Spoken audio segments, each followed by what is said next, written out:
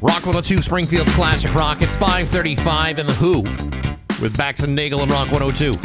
Oh my goodness, the internet works. And it's speedy. Yeah, what happened? Bunch of people wondering, hey, what happened to the podcast on Friday? Yeah. You just skip over that one. But, the podcast is back today, and so are we.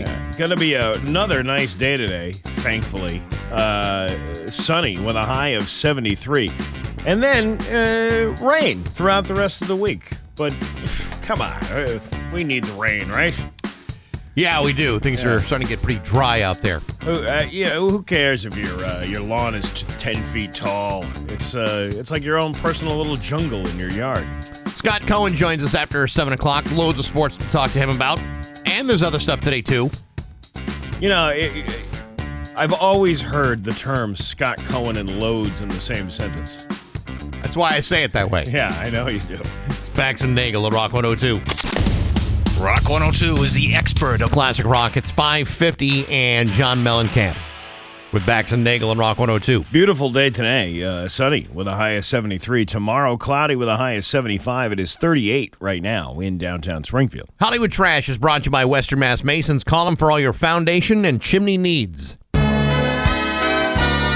Somehow you still care about what's happening in Hollywood. So, from Tinseltown, 3,000 miles away, it's Steve Nagle's Hollywood Trash. Well, if we are to believe the tabloids, Taylor Swift is already annoyed at being linked to the Blake Lively, Justin Baldoni nonsense, but it might get worse very soon, because Taylor has been subpoenaed by the Justin's attorneys to testify in their legal battle over the movie It Ends With Us. I believe it's pronounced subpoena. I don't know. Isn't that what shaking it off is all about? You know what I'm saying? No. Here's why. Blake invited Justin to her New York City home in 2023 to discuss a scene that they disagreed on. When he got there, he claims he was ambushed by Taylor and Ryan Reynolds, who pressured him to accept Blake ideas for the scene. In a text after the fact, Blake told Justin, quote, "If you ever get around to watching Game of Thrones, you'll appreciate that I'm Khaleesi. And like her, I happen to have a few dragons. For better or worse, but usually better, because my dragons also protect those I fight for." At the time, Baldoni didn't seem too upset. He replied, "I really love what you did. It really does help a lot. Makes it so much more interesting. You really are a talent across the board. Really excited and grateful to do this together." Ooh. Well, that says it all right there, doesn't it? I don't know how this is so much drama. What is I really don't understand what Taylor Swift has to do with any of this. Yeah. I mean, she licensed a song for that film. Yeah. And that's really the extent of it. It seems to me this is just a way to get some star power into this case. Yeah, well, you know, these stars with their drama, always trying to create something to make people pay attention to them. I don't know, man. You know, listen, why can't these two just move on? Because it's hard, Bax. I know really it's hard, but it's like you're dragging all of us down with you. Amber Heard is now a mother of 3. Yesterday, which of course was Mother's Day, she announced the birth of twins, a girl named Agnes and a boy named Ocean. They joined that means there'll be more people soiling a bed. Well, I was going to say she popped out 2 of them. Popped the log. They joined their 4-year-old sister, Unag, who was born in 2021 by surrogate. There's no word how the twins were conceived or carried, but it sounds like there were no dads involved, at least beyond the conception stage. In her Instagram post, Amber said, quote, "Mother's Day 2025 will be one I never forget." I don't know. What about that Mother's Day back 2 years ago? Yeah.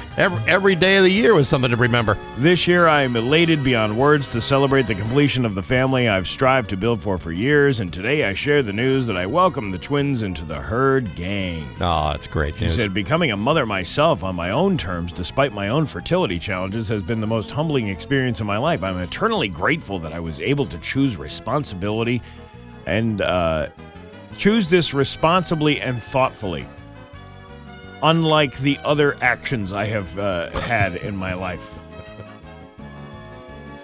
Oh, well, that's great. The World Video Game Hall of Fame announced its class of 2025. Are you ready? I'm ready. Number 1 is Defender, a 1981 arcade game that raised the bar on difficulty from simpler stuff like Space Invaders. You remember that one? I do, in fact. Quake, the 1996 follow-up to Doom, which introduced a 3D engine that is still used today. GoldenEye 007. I absolutely love this game. This was for the Nintendo 64. Mm-hmm. This guy that lived next door to me had in college had the N64, and we would sit there and get drunk and play this GoldenEye 007 till the wee hours of the morning. Those blackout memories are things you never forget. Yeah, I don't remember exactly any of the adventures. I just remember it being there. And having fun with it. And Tamagotchi, the digital pets that were introduced back in 1996. Games that didn't make the cut this year: Age of Empires, Angry Birds, Call of Duty. You know, having Angry Birds into the Arcade Hall of Fame would be like a modern-day band being in the Rock and Roll Hall of Fame. But I think Angry Birds served its purpose, don't you think? Yeah, but I mean, it's still like, you know, it's within the last 15 years that it was made. One of these other games are 40 years old. Still a classic game. It'll get in. It'll get its due. Frogger didn't make it. Frogger? Yeah. Surprised it's not there already. Golden Tee. The bar golf game? That must be what that is, right? I don't know that one. Harvest Moon, Mattel Football, and NBA 2K. How does Mattel Football not get into that? I have no idea. I wasted tons of batteries and hours of my life on that game. Daryl Hall has strong feelings about the term yacht rock, and none of them are good. In a recent interview, he called it an effing joke and referred to the people who invented the term by an epithet that I cannot repeat on the air. What does it rhyme with? Let's just say it's a 2-word insult, and the first one is jerk. Huh. Yeah. I'll be damned. I never understood it. It's just R&B with maybe some jazz in there. It's mellow R&B. It's smooth R&B. I don't see where the yacht part is. People misjudged us because they couldn't label us. They always come up with this kind of crap soft rock and yacht rock and all this other nonsense. And none of it really describes anything that I do. He's kind of getting a little curmudgeon. So he don't go for that? He doesn't go for that. I actually tried to get an interview with him because he's kicking off a English tour. He's going to England first, and then he's coming back here to like Mohegan. Mm-hmm. And I want to know if I can get my $80 back for the ticket that I went to go and see Hall & Oates, and the sound check was happening in the middle of the show. During every song, there was a sound check. I don't think he's offering rebates or refunds to anybody. I'm still going to bring it up to him. Assuming we get him. I don't think we're going to get I'm him. hold my breath. He probably doesn't need us. Daryl Hall can do pretty much whatever Daryl Hall wants to do, except get back with John Oates. Yeah. Kanye West's new single, Heil Hitler, has been banned by most streaming platforms. Gee, I wonder why. What was the problem with it? But it's racking up millions of streams on Twitter/X or whatever you want to call it, and John Legend said it's sad to see what Kanye has become, even though that has nothing to do with his ex-wife, which we're going to talk about right now. Oh, really? But can you imagine that song not... what's so wrong about a song called Heil Hitler? Everything, apparently. Kim Kardashian, there were some photos that have been revealed from her Halloween experience last fall. Yeah. She was leaving a haunted hayride in Calabasas dressed as a sexy ghost in a sheer white lace and thigh-high Ugg boots. Well, she must have had something to say. Oh my God, the last time I was that see-through and moaning with Ray J was trick-or-treating in my haunted mansion with a full-size Butterfinger in that sex tape you can purchase on YouPorn for $39.95. Caitlin? Well, I never got that done and dirty with your mother, Chris Kim, and I never had haunted each other's hollows, but we did once spend Halloween weekend watching films too terrifying for Blockbuster. We started with that tragic French ballad of lust and lost innocence, Les Miserables. Then we got into the 1920s crime saga where the gangsters only shoot their shots below the belt, The Untouchables. What else did you watch? Well, we finished with that witchy rom-com where the spell book gets sticky and the broomsticks get personal. Hocus Poke Us. A little mild for a Monday morning, but that's okay. It's just starting the week off. And that's your Hollywood trash on Rock 102. Ugh. Rock 102, Springfield's Classic Rock. It's 612 and Skinnerd with Bax and Nagle on Rock 102. It is going to be sunny and nice today with a high of 73. Tomorrow, cloudy with a high of 75. It's 38 right now in downtown Springfield. How was your weekend? It was good. It was nice. Yeah. Did you call your mother? Did you tell her? I actually did a surprise visit yesterday. What? I know. You went all the way out there? Well, my sister was having my mom over. I contacted my sister at the beginning of the week and said, hey, are you doing anything? Because if you are, then I'll come out. If you're not, then I probably won't come out. But if you are, I'll come out, and that's it. Well, my nephew was playing a soccer game at noon, and I decided to stop by after the soccer game was over, and so had a nice late lunch at my sister's house with my mom. Oh, look at you! What a good son! Oh, I'm a great son. You know, I had a séance yesterday. Really? From my mom. Yeah. And you know what? The weird thing, we used the Ouija board. Yeah. It spelled out Hanoush on it.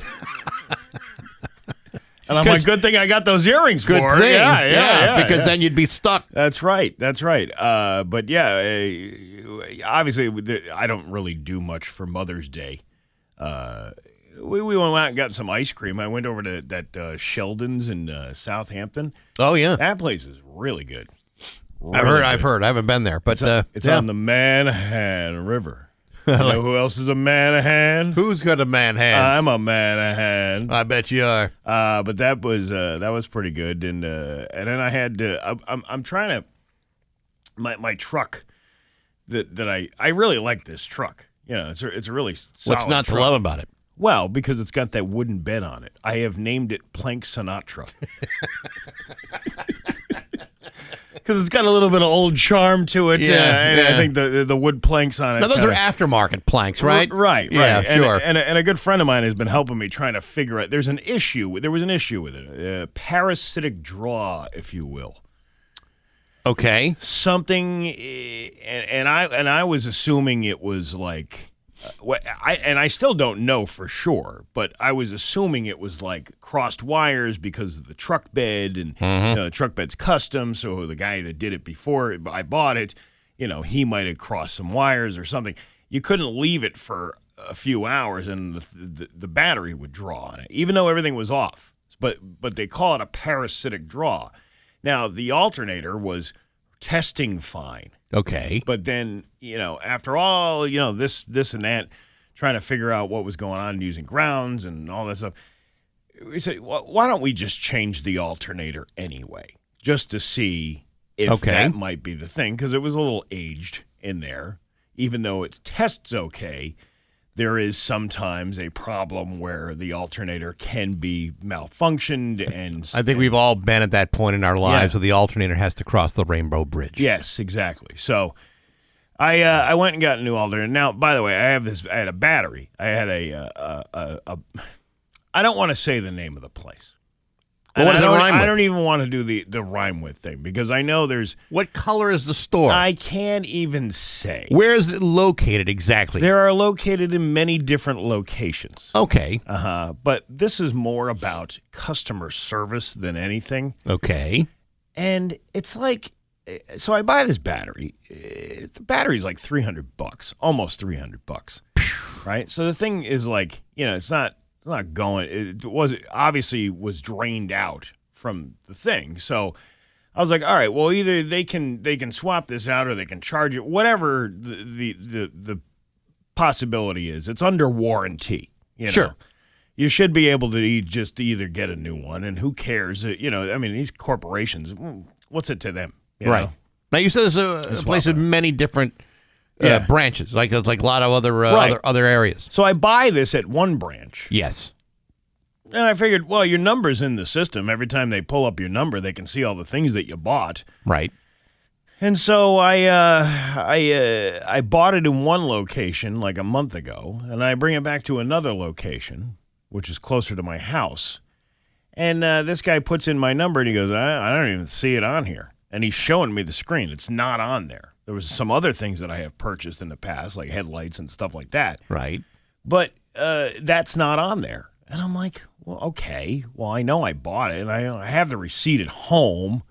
Sometimes you don't need the receipt because they have it in the computer system. Sure. But I'm like, no, I'm 25 minutes from home. I'm not going to go all the way home right now to get the receipt. Plus, you can't because you don't have a battery in your car. But well, different car. So then I'm like, all right, okay, let me get out to the parking lot. And I'm like, why don't I just call the other store to see, if it's a computer mishap or something? So I called the other store, and I have the guy look up my number, and he goes, yeah, here's the battery right here. You bought this thing back on March 31st or whatever. And I go, okay. So I go in the store. I said, can you talk to this guy here at this store? And he's like, sure. And he's like, he's asking, hey, who is it over there? I'm like, I don't know. Hey, which guy you talking to? I was like, that guy. And I go in, and then I ask the one guy, and I'm like, hey, where's the other guy that was just here? Because I know this guy that I'm talking to at the counter, he was standing next to the other guy. Right. And granted, he was taking care of a customer, and he goes, which one? There's 3 of us. I'm like, I don't know. The guy who was standing right here, just like not even a minute ago, that was standing here. And then he goes back and he's like, hey, were you helping this guy with his battery? So then that guy comes out, and then he's like, he goes, oh, let me talk to that guy. So now I'm the customer service agent. You're providing the customer service for the guys who should be providing customer service. Well, I'm the call center for this see. particular place. Yes. So that I'm connecting these two. It's like a love connection. Yeah, I got it. And then, so they're talking back and forth, and the guy goes, no, you got to click the customer profile, and you got to do this and that. And the guy's like, it's not showing up in here. And then he's like, oh, you're just going to have to go back to that store to get it swapped out. Wait a minute. They've confirmed that you're in their system. Yeah, and listen, I can see, like me initially going in there, the thing doesn't pop up in his computer system. You kind of might be lying about that. Sure. There would be. I would be suspicious of something going, oh, it's not in our system. It's not in the system. It's not in the system. But here I am now have proved, because the verification of another person at a different store is telling this guy, yeah, I see it right here. You got anything? And he goes, well, you're just going to have to go back to that store and swap it out that way. I assume that none of the people that you're dealing with in this particular store was a manager. I don't know. I don't. Sunday on Mother's Day, there's probably no manager not. there. Yeah, but nevertheless, I mean, you're in the system. You can prove it. It's verified. It's everyone is going to they cross their T's and dot their I's and figure it out. But for whatever reason, that's not enough. But what happened to like customer service? What happened to, you know what?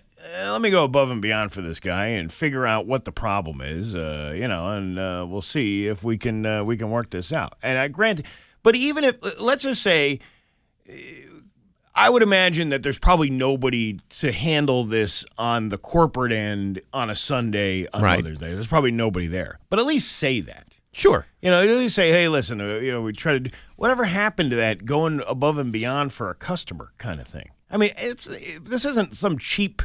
It's not like I'm buying a headlight. No. And, the customer is always right, especially when the customer has proven that he is right. I had to have proof to back it up. Now, did you at this point start to puff up a little bit? You start to make yourself look a little bit bigger and drop a Rock 102 bomb on him? No, I deflated. I was like, oh, see, now like they got you, and they know they got you right now because they know you're going to walk out you're going to walk out the door. But I'm just like, what is the deal with not helping somebody? Not even at least explaining, hey, I can't do this today because today's Mother's Day and there's nobody at the corporate office. I can't go in changing receipts and all this other stuff. I get that. You know what's interesting here is if they had here's the thing, and people in stores like this should know this.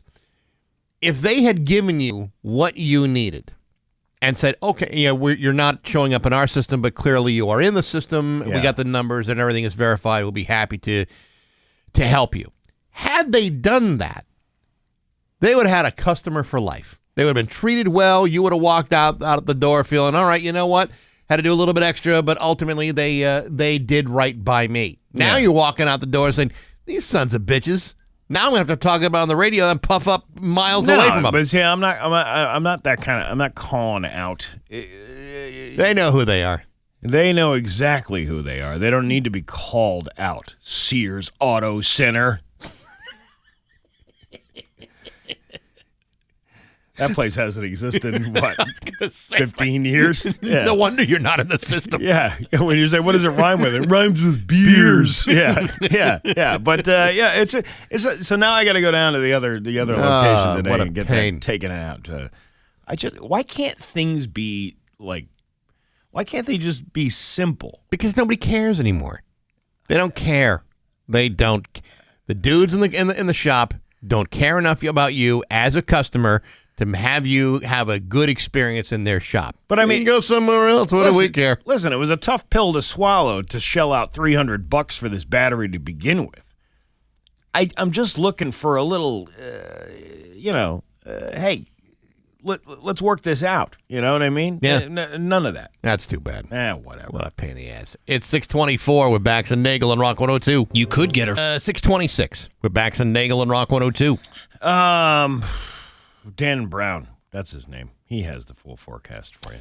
Hey, Rock 102 and the Westfield River Brewing Company want to hook you up with a pair of season passes to see all the great shows they got coming this summer, like Bostix, Les Zeppelin, Completely Unchained, Back in Black with just an N, and then Foo Fighters with a AZ, and more.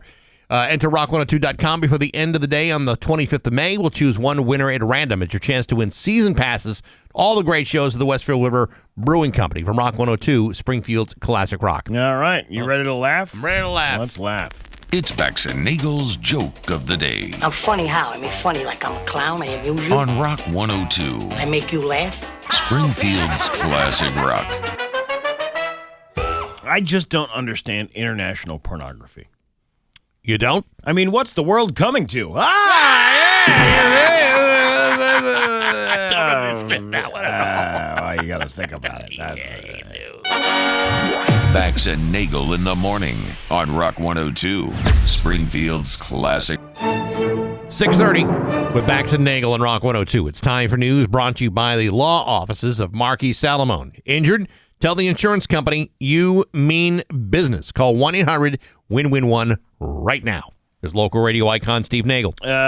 Thank you, Bax. You're welcome, trying to Steve. figure out what to start with here because there's so much non-news this weekend that happened. Well, we're not going to get real news until Wednesday anyway. Yeah, but you know what? I wonder what was on the website on Friday when we missed all that Friday news. Lottery numbers. Was it the week? It was 2 weeks before Friday's news. Yes. On Friday, so we missed out. We've missed out on an entire month of news just because we didn't have internet for one day.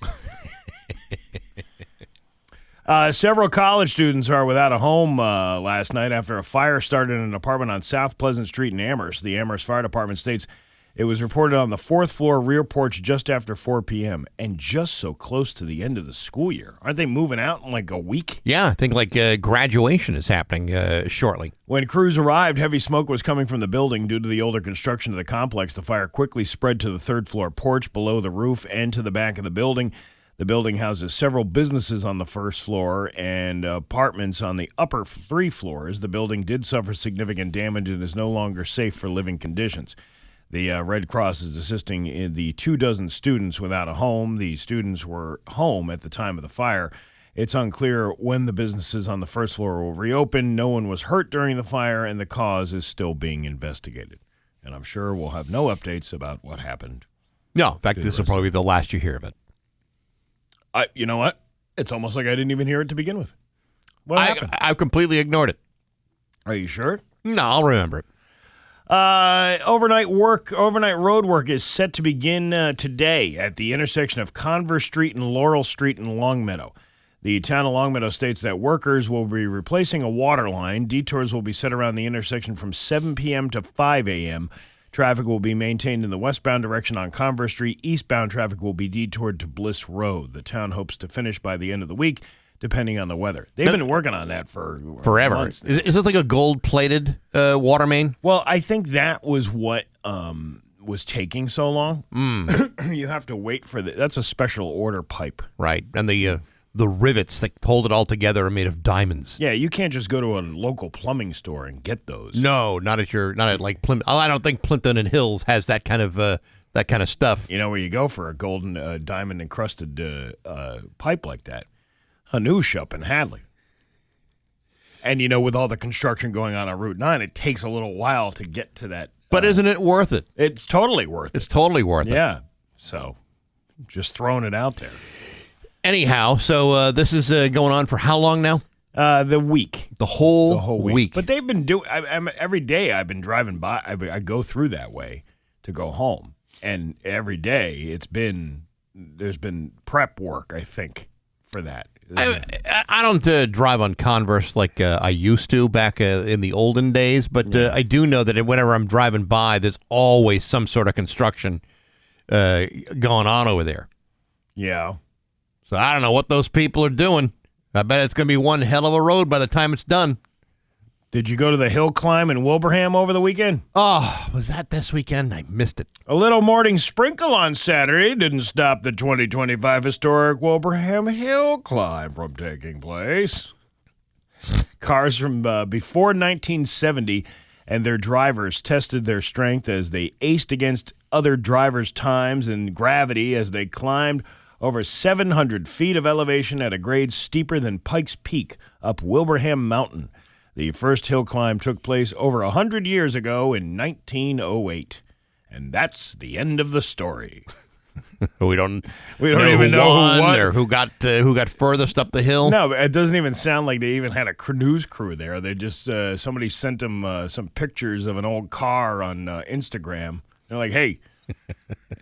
and then the news director over at Channel 40 was like, hey, run with this, kid. See what we can get for 30 seconds of a story. Yeah, don't send anybody over there, but call around. Well, they don't. Well, I mean, maybe one of their trucks was being used in the hill climb, and they couldn't have anybody go over there. Wouldn't that be interesting? I think that would be kind of weird, don't you think? It would be. That they didn't bring the camera with them to the hill climb. Well, sometimes you wonder whether they're operating on all cylinders over there. Maybe the guy who was reporting couldn't report and take footage all at the same time. Maybe. I don't know. Yeah, they don't all go out with their own photog.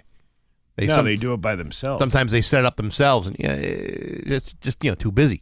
Yeah, I think 22 sends a. Remember what was her name? Julie O'Keefe, the other day. Yes, standing outside in the rain, pouring rain, talking about Smithland Pet and Garden Center. Poor lady, gone. I know. I'm like, what are you sending somebody out there in the pouring rain for at 6 o'clock in the morning? The store doesn't even open until 9 anyway. I mean, I understand. Pretty soon it won't be opening at all. By the way, tomorrow on the show, Dave Ratner, former owner of all those properties. You mentioned that earlier. Who is this guy? I've never heard of him before. He was now the retired owner of Dave's Soda in Pet City. Multiple locations throughout Western Mass and Connecticut. Like baking soda? Nope. Oh. Like soda pop. Hey, you know what? Like you're sitting there feeding your dog, you get so thirsty from hoisting that big fat 50-pound bag of kibble. Wait a minute. You got to sit back down and have some nice sugary soda. Pet food and like knee-high? Yeah, that's right.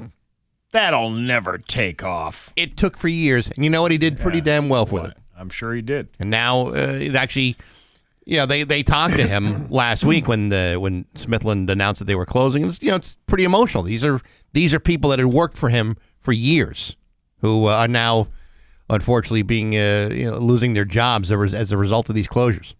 Pretty sad story. Well, we'll find out more about that tomorrow. Yes, we will. A Springfield man has been convicted and sentenced in connection with the 2022 shooting at a downtown Holyoke bar. Peyton North, spokesman for the Hamden DA's office, said that Holyoke police were called to the Unicorn Pub on High Street in December of 2022 for a report of a shooting. When they arrived, they found a 39-year-old man who was the cook at the bar injured in the bar area. Investigators reportedly saw 37-year-old John Brown Jr. of Springfield on surveillance video sitting at the bar, talking to the cook, and then receiving a sandwich. As Brown Jr. ate the sandwich, he reportedly noticed there was bacon on it. He and the cook then got into an argument, which then turned physical.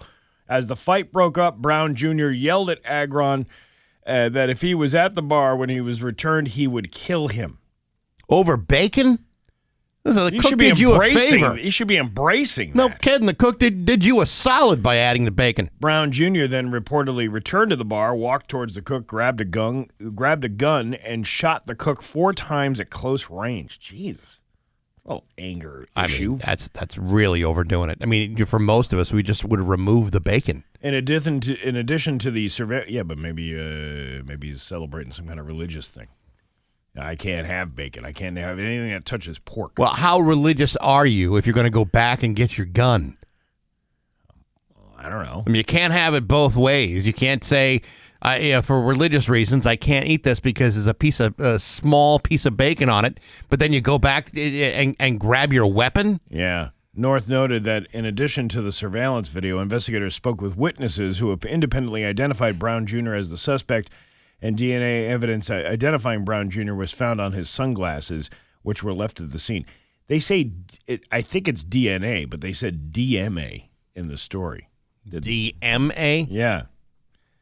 I know a guy who was standing right there when the whole thing happened. That was scary. According to the internet, DMA stands for Direct Memory Access. Yep, that's not what this is. You don't think so? Hamden DA Anthony Glooney said the defendant's actions were vicious and needless, an act of unadulterated violence over a disagreement about a sandwich. The victim still suffers debilitating injuries from the attack, but the fact that he has survived is nothing short of a miracle. Brown Jr. was found guilty on a charge of armed assault with intent to murder last week and was sentenced 18 to 20 years on that charge and 3 to 5 years on a charge of illegal possession of a firearm, which will be served after the first sentence is complete. And we're not going to just let you get off. Yeah. You gotta complete this sentence and then go on to the next one. You know, I know D.A. Gallooni will not sleep until every crime is solved, but I ran into him over the weekend.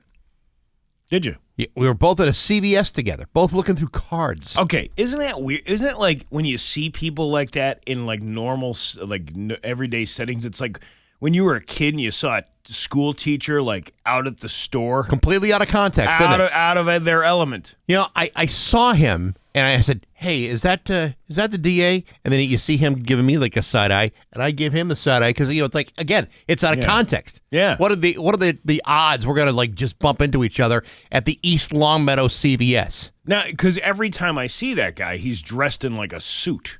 You know what I mean? And now you're running into him on a regular day. Yeah. What's he wearing? Like a members only jacket? No. He looks like a members only jacket kind of guy. No. You would think on a Saturday be there with like his like sweatpants and some sandals and a t-shirt that's got like mustard stains on it. Yeah. No, he's still dressed up in dress pants and a dress shirt, no tie, no jacket. But he was still dressed for almost too well to be shopping at a CVS. He didn't have like a T-shirt on that said free breathalyzer exams with an arrow pointing down. Nope. Didn't even have the one that just says, I'm with stupid, and it points to the next guy. They didn't even have that one. See, that's what you want to see. Yeah. But we had a perfectly nice conversation. I'm sure you did. Talking crimes. I think we solved 2 or 3 of them. Just stand there going through graduation and Mother's Day cards. He's the Harvey Dent of Western Massachusetts. I don't know if he really wants to be seen that way. Why not? Harvey Dent was a good guy. Until the end. Well, I mean, seriously. No, listen, I think he's doing a fine job. Picking out cards. But yeah, I once saw the Maestro in a Home Depot. Really? This was going back. He had just gotten that job of being the judge, the federal judge. Yeah. Well, what section of the Home Depot? Plumbing, lumber, Actually, garden. I think it was the window section. You're telling me that the Maestro, a federal judge, Yeah. is replacing his own windows? I don't think he was replacing his own windows. He had we were just passing each other in that section, so he wasn't necessarily in the aisle. I mean, I can see him getting like blinds cut, to a certain size. Yeah. Windows that might not necessarily And he be calls standard measurements. And he calls those blinds justice. That's what he called Blind it. eyes. Justice is yeah, blind. Right, yeah. But it was just weird seeing a guy who, like, you see in a suit all the time, or maybe even see him in that judge's robe. Yeah. And here he is wearing shorts and sandals on a Sunday afternoon at a Bone Deep Throat. It's like it's like like 20 years ago, you saw Barry at a Costco. Yeah. He was still wearing a suit because he had to get back. Yeah. On the air when he was still working. Totally out of context. Like, it's Barry, but like, is that Barry? Yeah. Now, it wouldn't blink an eye. I'd see Barry a mile away. Now he would be out of context if he was wearing a suit at a Grateful Dead concert. Yeah, because now he's got the sweatpants, the tie-dye shirt, and the sandals, and that's it. And a peace out, dude. That's it. Yeah. He's a with a king. bandana. Well, look at the time. Here. It's Monday. It is Monday. Let's ease into this show. Yeah, well, you want to do another story, or what do you want to do? Nah, just move on. Move on. Move on. All right, fine. Well, if you want to do a story, if you're that You know what? We've We've talked too much already this morning. Let's take a break. at 6:43. Well, we've talked too much. Listen, it's a long weekend. I'm still tired from that long nap I took yesterday afternoon. The nap tires you out. I know. You would think it would refresh you. No, but it not actually always. tires you out even more. Your Pioneer Valley forecast today, it is going to be pretty nice, with a sunny with a high of 73. Tomorrow, cloudy with a high of 75. It is 38 right now in downtown Springfield. I'm Steve Nagle, and that's the news on Rock 102. Oh, yeah. GG Inc. To Springfield's Classic Rock. It's just about 6:52 and free with Bax and Nagle on Rock 102. Sunny and nice today with a high of 73. Tomorrow, cloudy with a high of 75. It is 38 right now in downtown Springfield. This week on Baxi's Musical Podcast, my guest is Barry Andrews. He's returning to the podcast from the band Shriekback. They just released their 18th album called Monument. He's also played with Iggy Pop, Brian Eno, Robert Fripp from King Crimson and XTC, and many others. Amazing interview, and you can hear that on Apple Podcasts, SoundCloud, Spotify, the Rock 102 YouTube channel, rock102.com. And on the app. It's all brought to you by Metro Chrysler, Dodge, Jeep, and Ram at Chicopee, and Rock 102 Springfield's Classic Rock. Luckily, the rain ended by Saturday morning over the weekend. And yesterday was beautiful. Beautiful day. Today's going to be another nice day. But Friday, holy crap, man. It was just like monsoon season here. The downpours. We were out at with the Rock 102 road crew at the Geislers in Summers. Oh, yeah. And it was just, there was enough people that had come out and, played the game, and they were having this big sidewalk sale, which actually turned into an indoor sidewalk sale because you couldn't keep all the products out on the sidewalk. No one wants to buy stuff outside in the rain anyway. But it was just like, wow, man, this sucks. Like this rain, it's not even the overcast. The overcast I can take. It's the constant downpour, like all day long. It's. I can live with periods of misty type of rain, but when it's raining sideways, yeah, that's not fun. And the wind kicks up, and you're hearing branches fall, and so your dog's got to go out. But I did get a chance to go into Geisler's and get some of their hot food bar. Yeah.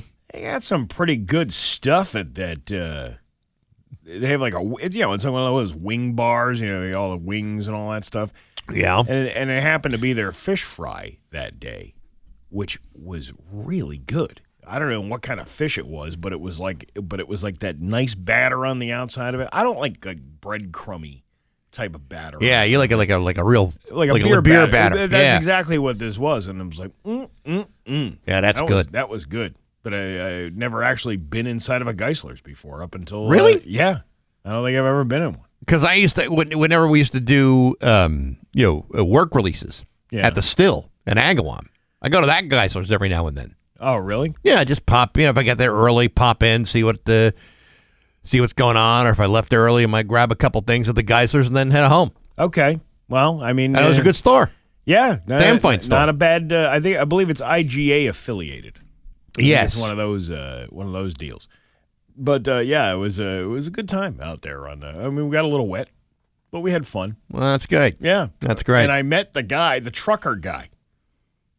Oh yeah, the guy that called it Friday. The guy with the brain injury.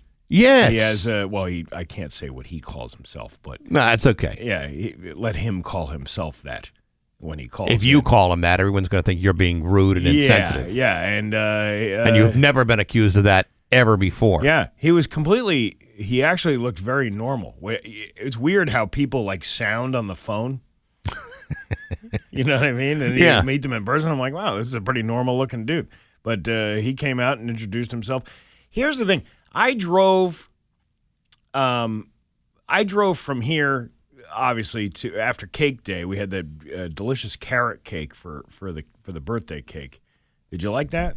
I got to tell you, that was some solid. That was some pretty. Actually, good. I say solid, but actually a very light carrot cake. It was delicious. Yeah, it was really good. You ever have like a carrot cake? It feels like it's like 10 pounds in your system. Yeah, not this one. Not this one. This one was delicious. Was pretty good. So anyway, we had the cake day, and then first of all, I was told by two different people how long it takes to get to the Geislers and Summers from here. Okay. Dan and Williams was like, it's about 20 minutes, and then upstairs, the girl that books all this stuff, she's like, it's only 10 minutes down the road. And then I'm like, what do you drive 90 miles an hour? Google, Waze, everybody says 20 minutes. How long it take you? About 20 minutes. All right. Well, then I went the speed limit. Is did Erin just happen to? Was she generalizing? Oh, it's 10 minutes. Well, that sounds like a generalization without really. Or is she like involved in like time travel? I don't know. I think I don't go that way. I think people who drive that. Well, but then Dan drives that way all the time. He lives down there, so yeah. But you ever see Dan's vehicle? Yeah. Dan's vehicle just goes in a straight line. Doesn't matter what he's hitting, trees, buildings. He didn't care. He's got the bird's eye model of the thing. Or the way the crow flies. Yeah, he goes off-road. Yeah, that's what it was. Maybe that's what it is. Maybe that's why it took him 20. Well, it took me 20 minutes. But anyway, I went up this, Prospect Street over here? Yeah. That's where the directions took me. And as soon as you cross over that East Longmeadow line into Summers, what is that mausoleum type house? What is that? Did you ever see that? What I'm talking about? It's like this giant, like it looks like is that the Friendlies guy's house?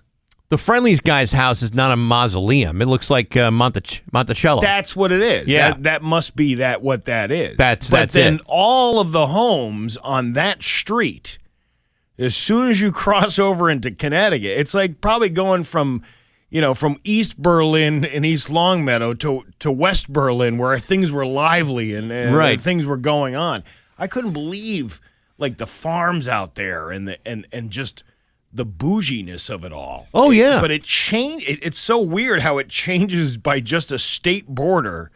You go over into the line in there, and I'm like, wow, I wish I had this kind of money. Yeah, you don't. Yeah. And in this job, you probably never will. When you see like a perfectly landscaped farm, that means there's a lot of money going on there. It means they're not doing it themselves. Listen, I grew up in upstate New York. When I was in Syracuse, but I grew up in upstate New York.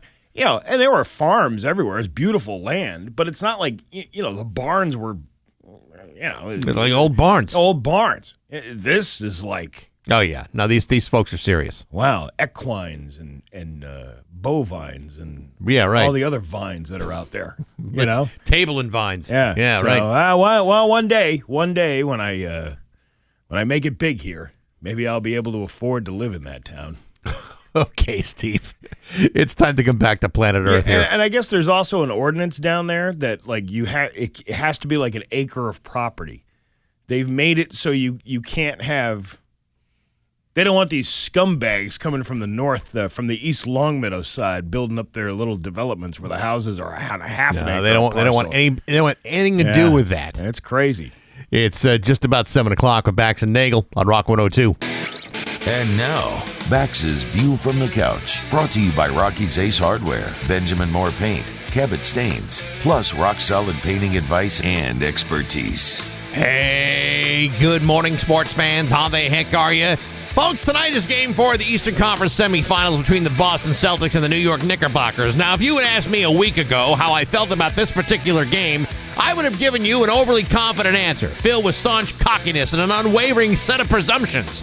Had you asked me on Friday how I felt about Game 4, I would have given you something completely different. But now the Celtics appear to be back on track, having wiped the floor with the Knicks on Saturday afternoon at Madison Square Garden by a score of 115-93. I'm finding myself slowly sliding back into my ill-advised overconfidence.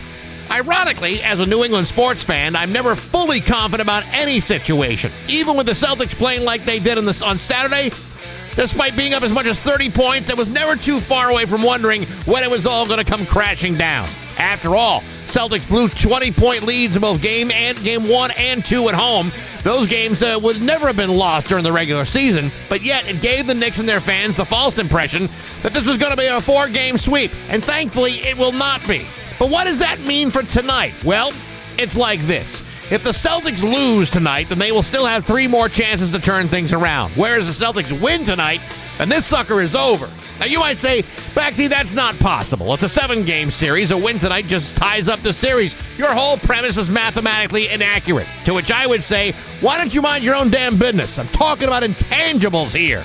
You see, a Boston win tonight would help demoralize the Knicks, and that's exactly what we need. We need the Knicks to take a good, strong kick in the teeth. We need the Celtics to dish out the same sort of brutalizing refresher on the New York Knicks like they had on Saturday. The sort of refresher that says, we're in charge here. Now sit down and let the bludgeoning continue. But hey, enough of my yapping. Sports brought to you by Rocky's Ace Hardware. Got a small deck, got a small Weber? Go to Rocky's for the Weber Spirit Gas Grill. $450 of 450 square inches of grilling. Only $400 at Rocky's. How big is 400 square inches? Big enough. Plenty of room for steaks and the asparagus and everything else. And you'll find it at your neighborhood Rocky's Ace Hardware. I'm Bax. That's my view from the couch. Rock 102, Springfield. Rock 102, Springfield's Classic Rock. It's 7:12 and Poison with Bax and Nagle on Rock 102. Oh, beautiful day today. Sunny and a high of 73. It's 38 right now in downtown Springfield.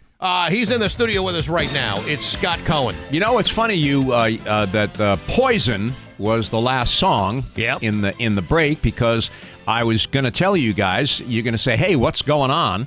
And I'm like, well, I'm actually a little disappointed, Bax and Steve, because Jordan Hudson failed to capture the Miss Maine pageant last night, despite the fact that Coach Belichick was in the first row. She came in 3rd place. You know what? That's good for a bronze.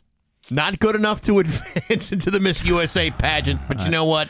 What does it take to win Miss Maine? Really? What does it take if you can't win the Miss Maine pageant? I mean, is there like an overalls competition? I mean, what who's the competition? A bear and a lobster, for crying out loud, and you can't come in first place? There's talent, there's swimsuit, and there's clam shucking. I was going to say, and the flannel shirt portion of the program.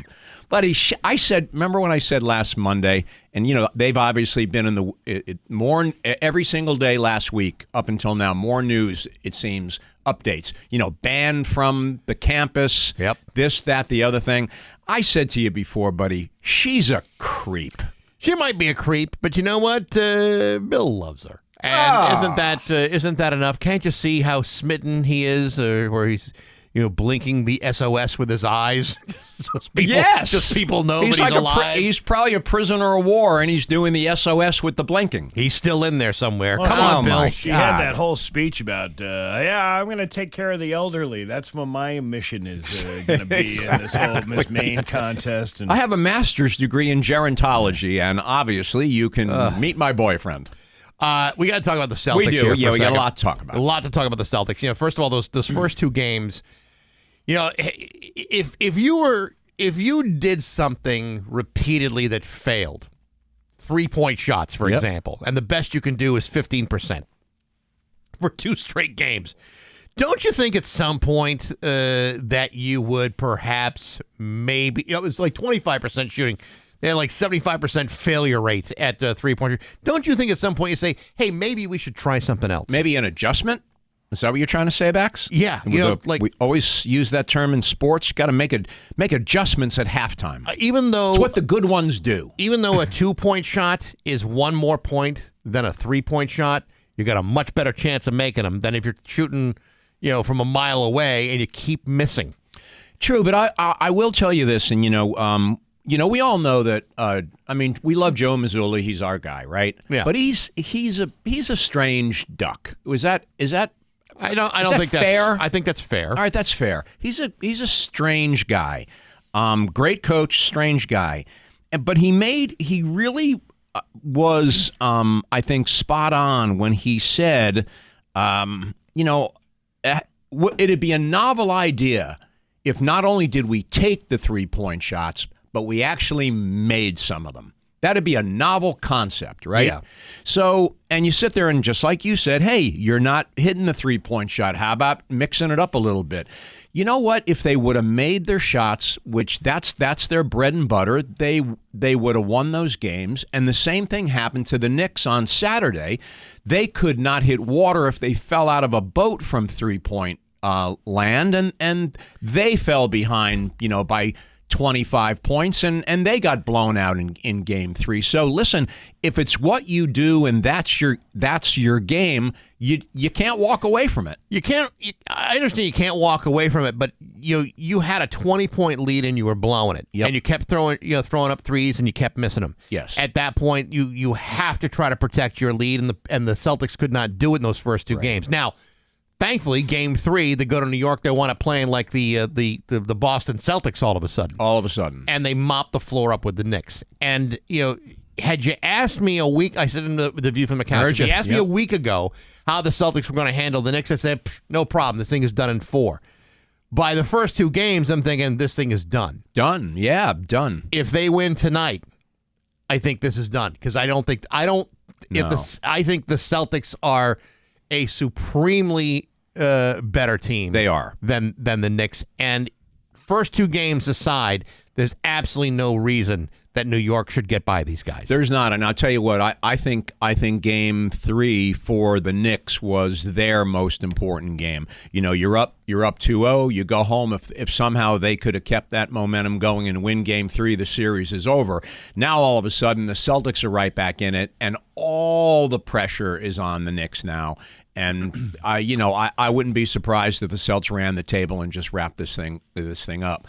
But on the other side of the bracket with Indiana and Cleveland, watch out for the Pacers. Yeah. Watch out. Watch out. They've got the top seed on the ropes down 3-1. That's a good little ball club right there. I mean, the Cavs are the best team in the East. Easily. They were from wire to wire. But now they're down 3-1. And their best players hurt. And they got spanked 129 to 109. Yep. I like how the Celtics fans swing back and forth between the this thing is a dynasty to let's burn the garden down and trade everybody. Exactly. But that's not just Celtics fans. That's New England. Sports, yeah, man. that's it. Yeah. That's it. No, I don't think there's a fan base in America that can go either way so quickly. Buddy, the fickle finger of fate gets pointed right at you, man, and you react. That's textbook.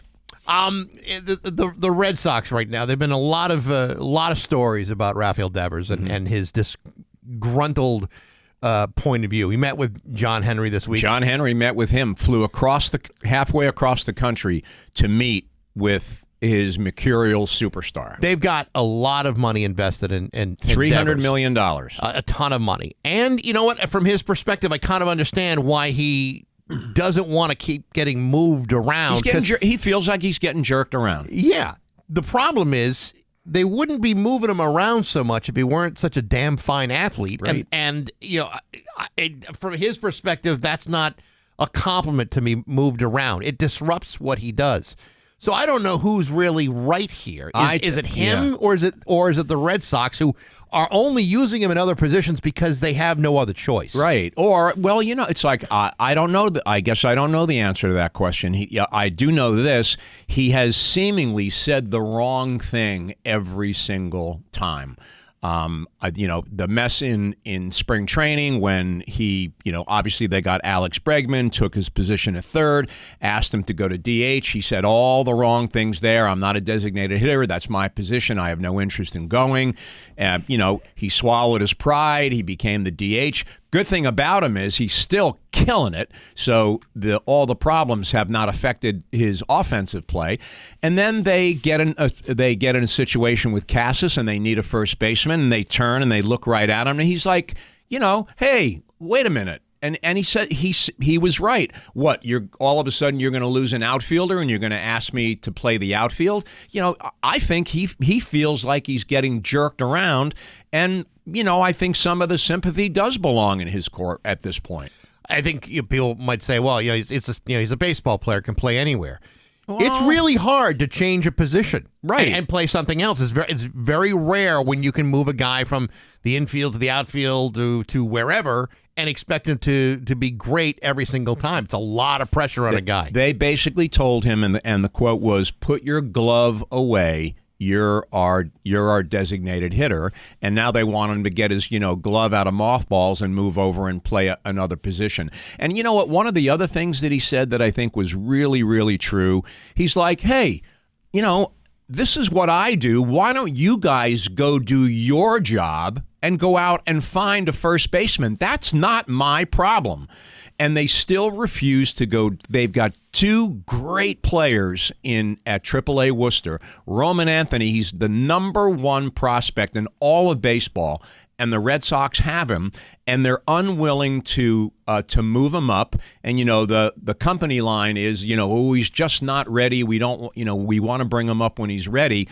When in fact they're probably looking at it like, we want to control this guy's future as long as we can, because if Anthony comes up now, he's going to start adding service time to his record, and he'll get to go to free agency earlier. So a lot of this is on the Red Sox. It's not just Rafael Devers. The Preakness is Saturday? Yeah, Preakness is Saturday. Jockey got, the horse Sovereignty, right? Sovereignty? Yes. Was not going to run in the Preakness to begin with. Jockey gets suspended and fined $62,000 for beating the hell out of that poor animal. Yeah. You're only allowed to whip him 5 times. He whipped him 6. So it's another stain on the horse race, sport of horse racing. But it's his second violation in 180 days.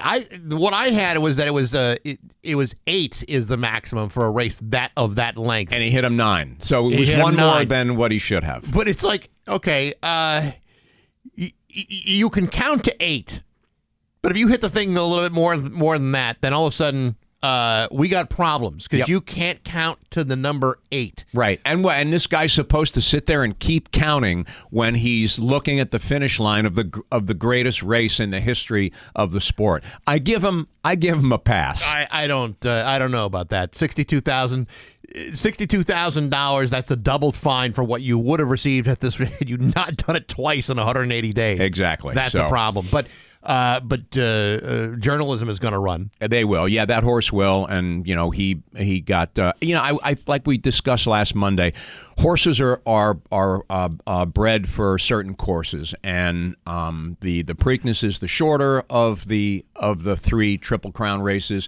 Sovereignty had a long stretch to run down, the leader, and in this case, they don't think they think that the end of the race is going to be shorter. They're taking him out. They'll probably save him for the Belmont, where he's got even more room to race. So happens all the time. All right, we'll see you next week. Actually, no, I'm on vacay, so I won't be here next Monday in the flesh. Okay. And we won't see you for Memorial Day. Yeah. So we'll see you next month. I'll see you next month. Thank God. That's oh the best, my gosh, the best sports news of the day.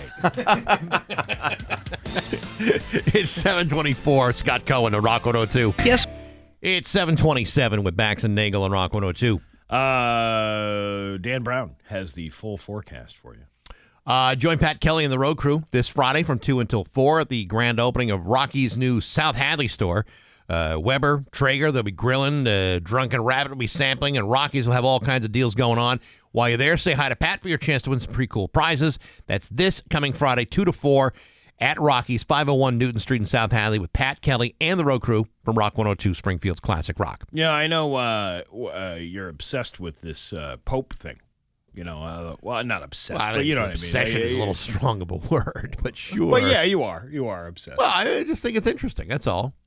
But more so than, we spent, I think, a little too much time on that. Too much time? Yeah. Come on now. I mean, you just think of he's an American pope. We've never had one of those before. You know, and I was talking to my sister about that because she's big in the Catholics. She's still like, you know, she's still holding on. Well, she works for a Catholic high school. She's like head of campus ministry for the school, so she's all in. She's all in on the Catholic stuff. And we were talking about, you know, how weird it is to have somebody from the United States be the Pope, because when you think of people, you know, Brazil or Italy or wherever any of them might reside from, you don't think of them as being, I don't want to say human, but having like experiences like we all had when we were growing up. And they're talking to this guy's brothers, and they're talking crap about him, and crap in a fun way. They're goofing with them like brothers would do, like that kind of thing. Like, you know, why you hitting yourself? Why you hitting yourself? That kind of stuff. And I was like, can you imagine if I became the Pope and my brother had to speak on my behalf? Yeah, him and I text the word penis to each other. That's how we know that it's time to have a conversation. Well, on the other hand, I bet all your sisters would say to your brother, why can't you be more like your brother? You know, the Pope. Yeah. They imagine always live up to that. Yeah, they'll try to live up to that one. Well, the way things are going, the next Pope could be Ohtani. Because apparently popes really dig the long ball. A baseball signed by the late Pope Francis is going up for auction, where it's expected to command up to $15,000. Holy balls. Yeah, holy balls is right. He signed it Francisco. Apparently, a collector in New York spent years trying to get Pope Francis to sign a baseball, and somehow it happened, and now he's willing to part with it. So after all that, it was just a money grab is what it was. That's basically it. Now, if someone had put like Francisco Lindor at the bottom of it, would that have been a little different? Perhaps. That ball might have been worth something. Or the... Yeah, no, that wouldn't work. Anyway, maybe it'll fetch more than $15K. Popes usually don't go around signing autographs, especially on baseballs.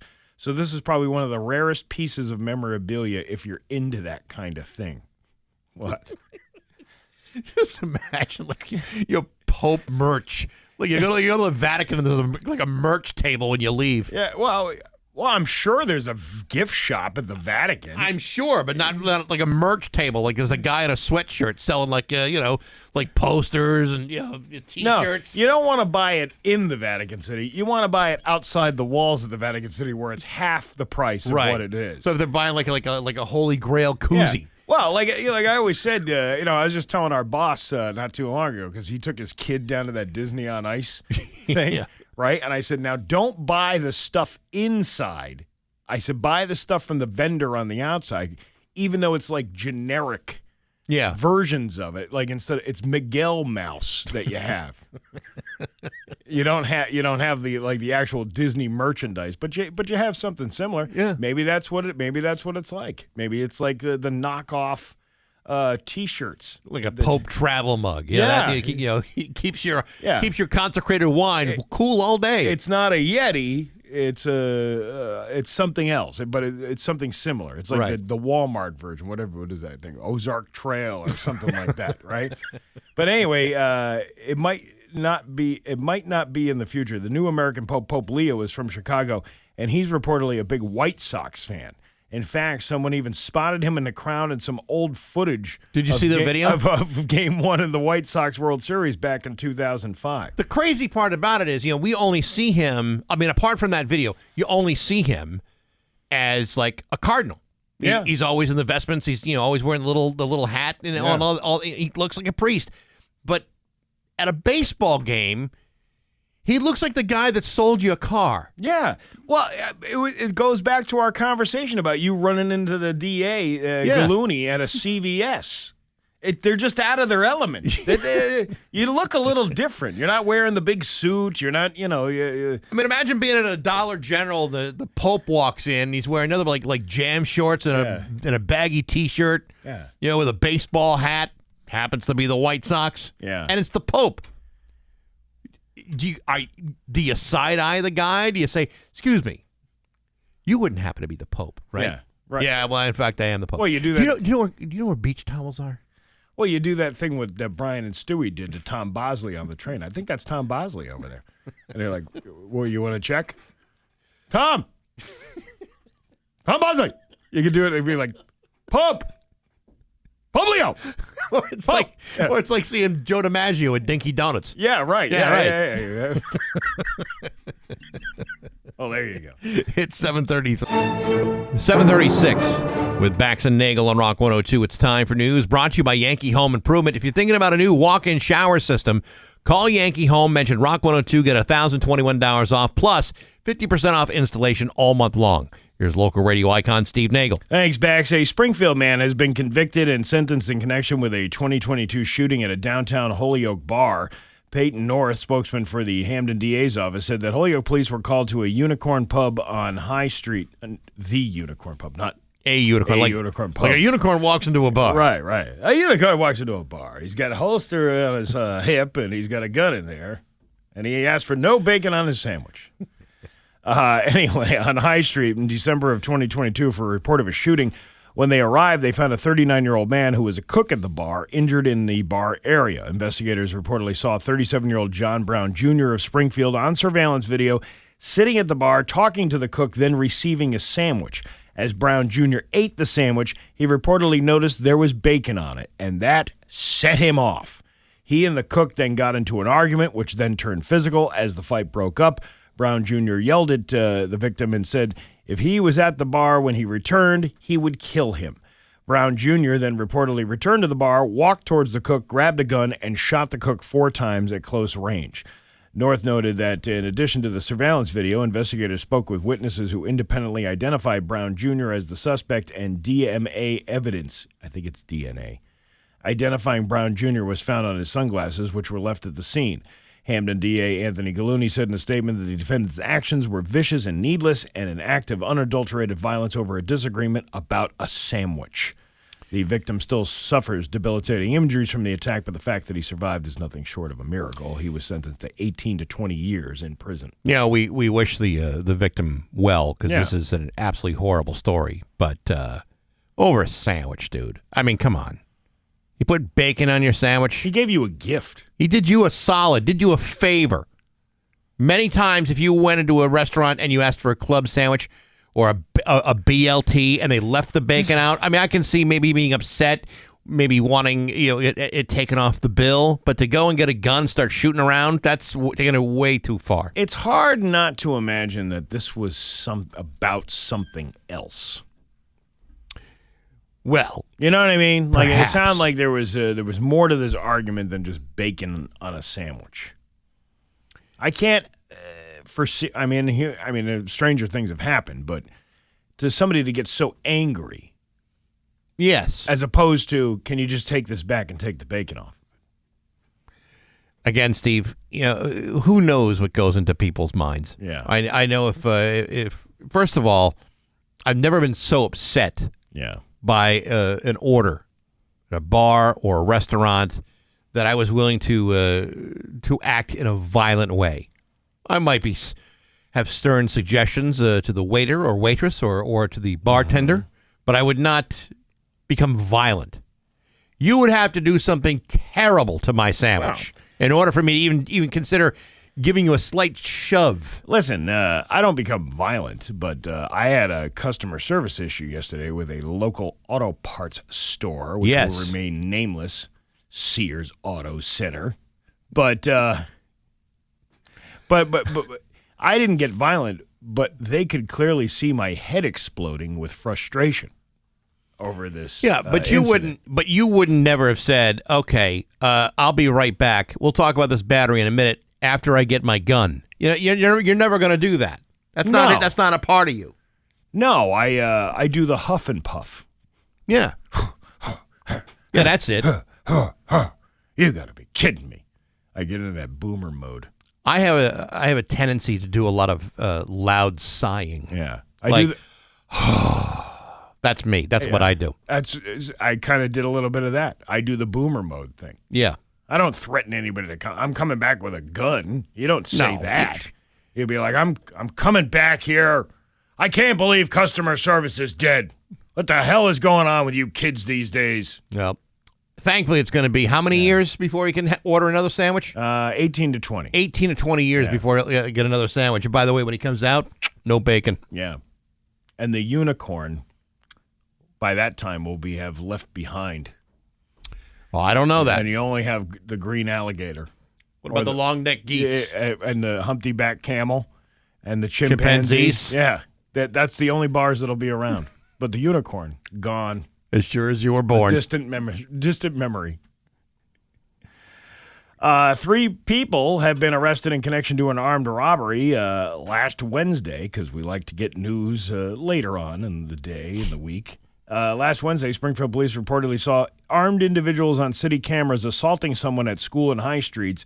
When police arrived to the scene, police found a gun under a car and eventually caught up with and arrested 27-year-old Manuel Torres. Police said the victim suffered serious head injuries. Officers then located 2 other suspects involved and arrested 45-year-old Dennis Rivera and 30-year-old Jordan Lazou. All 3 are now facing gun-related charges. In the city of Holmes, really? Can we do this somewhere else? It seems implausible that something like that would happen here. Another listeria outbreak. That's always fun.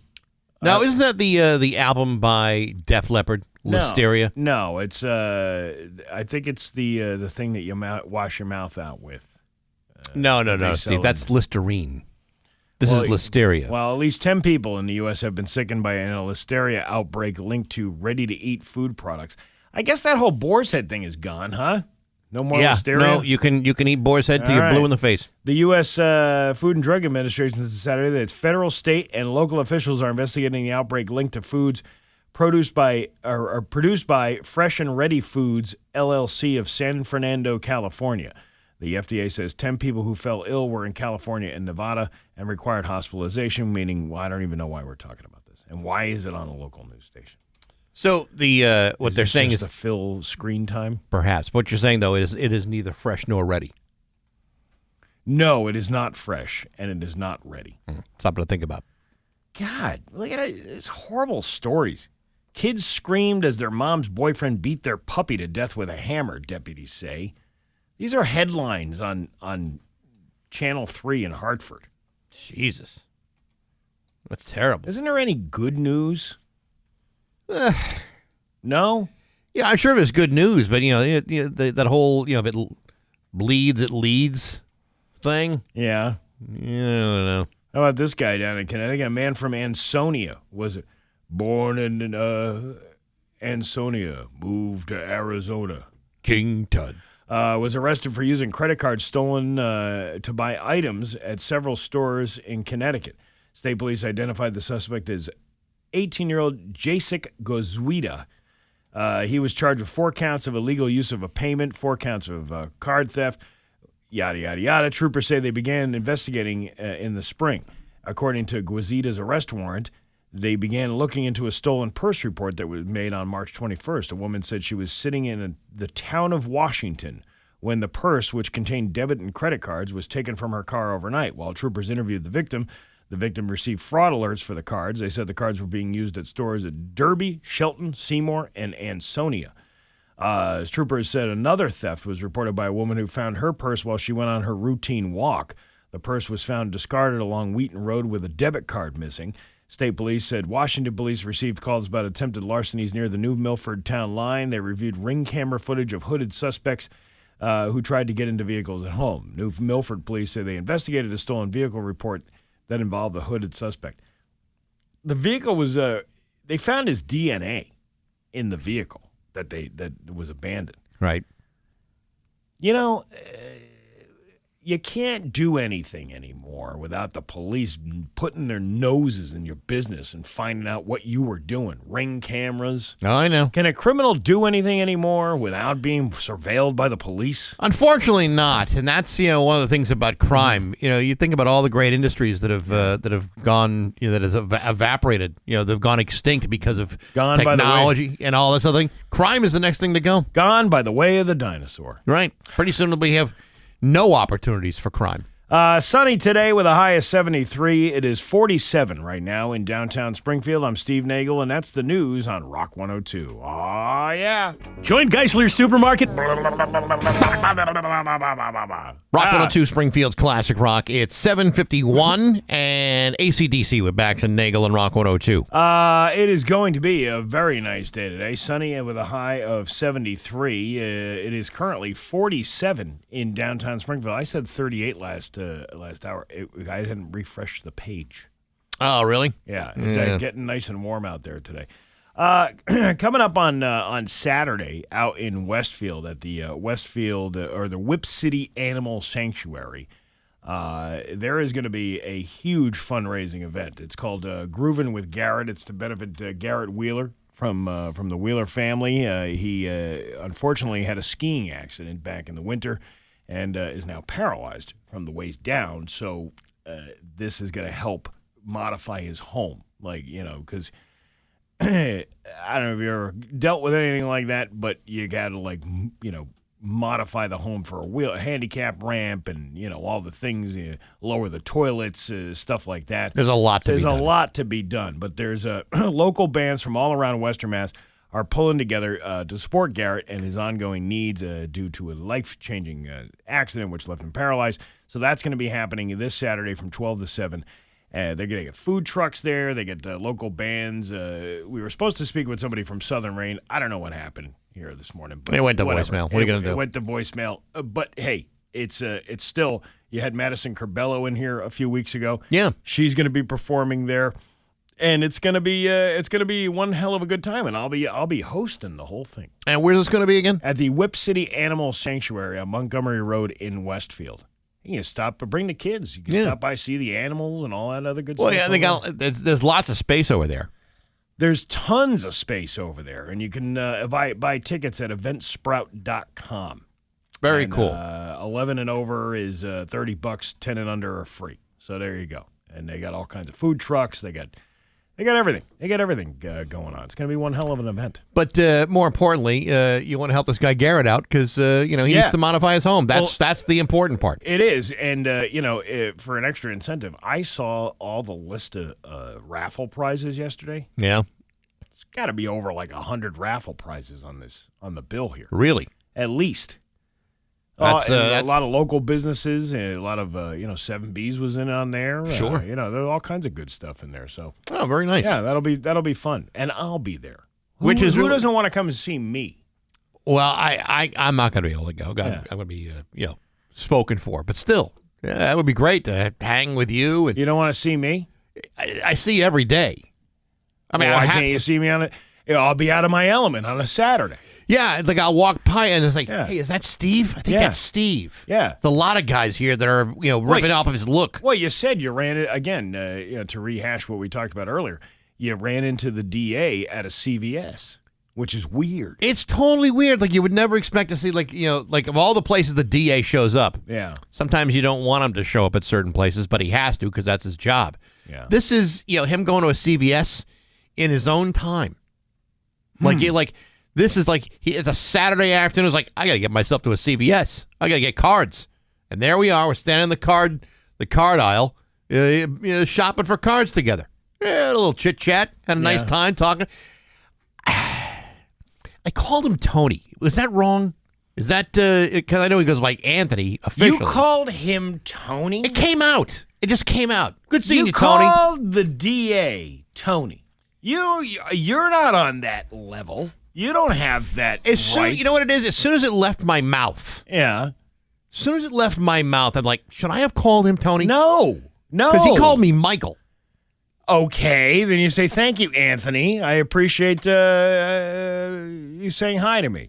It's like one of those things. Hey, Tony. It just comes out, and you're like, gee, I don't, do I call him Mr. District Attorney? Oh, Should I call him Anthony? Am I familiar enough to him to even be calling him by his first name? Yeah, you know what? And I don't even know. He probably left there, went home to his family, and was like, you wouldn't believe what this arrogant SOB I ran into at CVS. The radio guy. Yeah. Has call the me balls Tony. to call me Tony. Nobody calls me Tony. I'm Anthony Gallooni. Never once have I seen anybody or even even seen people that are close to him call him Tony. This is what I'm talking about. I'm kicking myself in the ass. Like, should I have done it? I've done that. Now I'm thinking. Now I'm second guessing myself. Yeah. Like, I probably shouldn't have called I him wouldn't that. show my face in that courthouse for a very, very long time. If only I had that kind of choice. Well, I'm just saying. I wouldn't go near his office. Don't go near that office. Well, thankfully, I don't believe we'll be going into that part of the courtrooom. But I But will. you called him Tony? Yes, that Who was are you? wrong, right? Who do you think you are?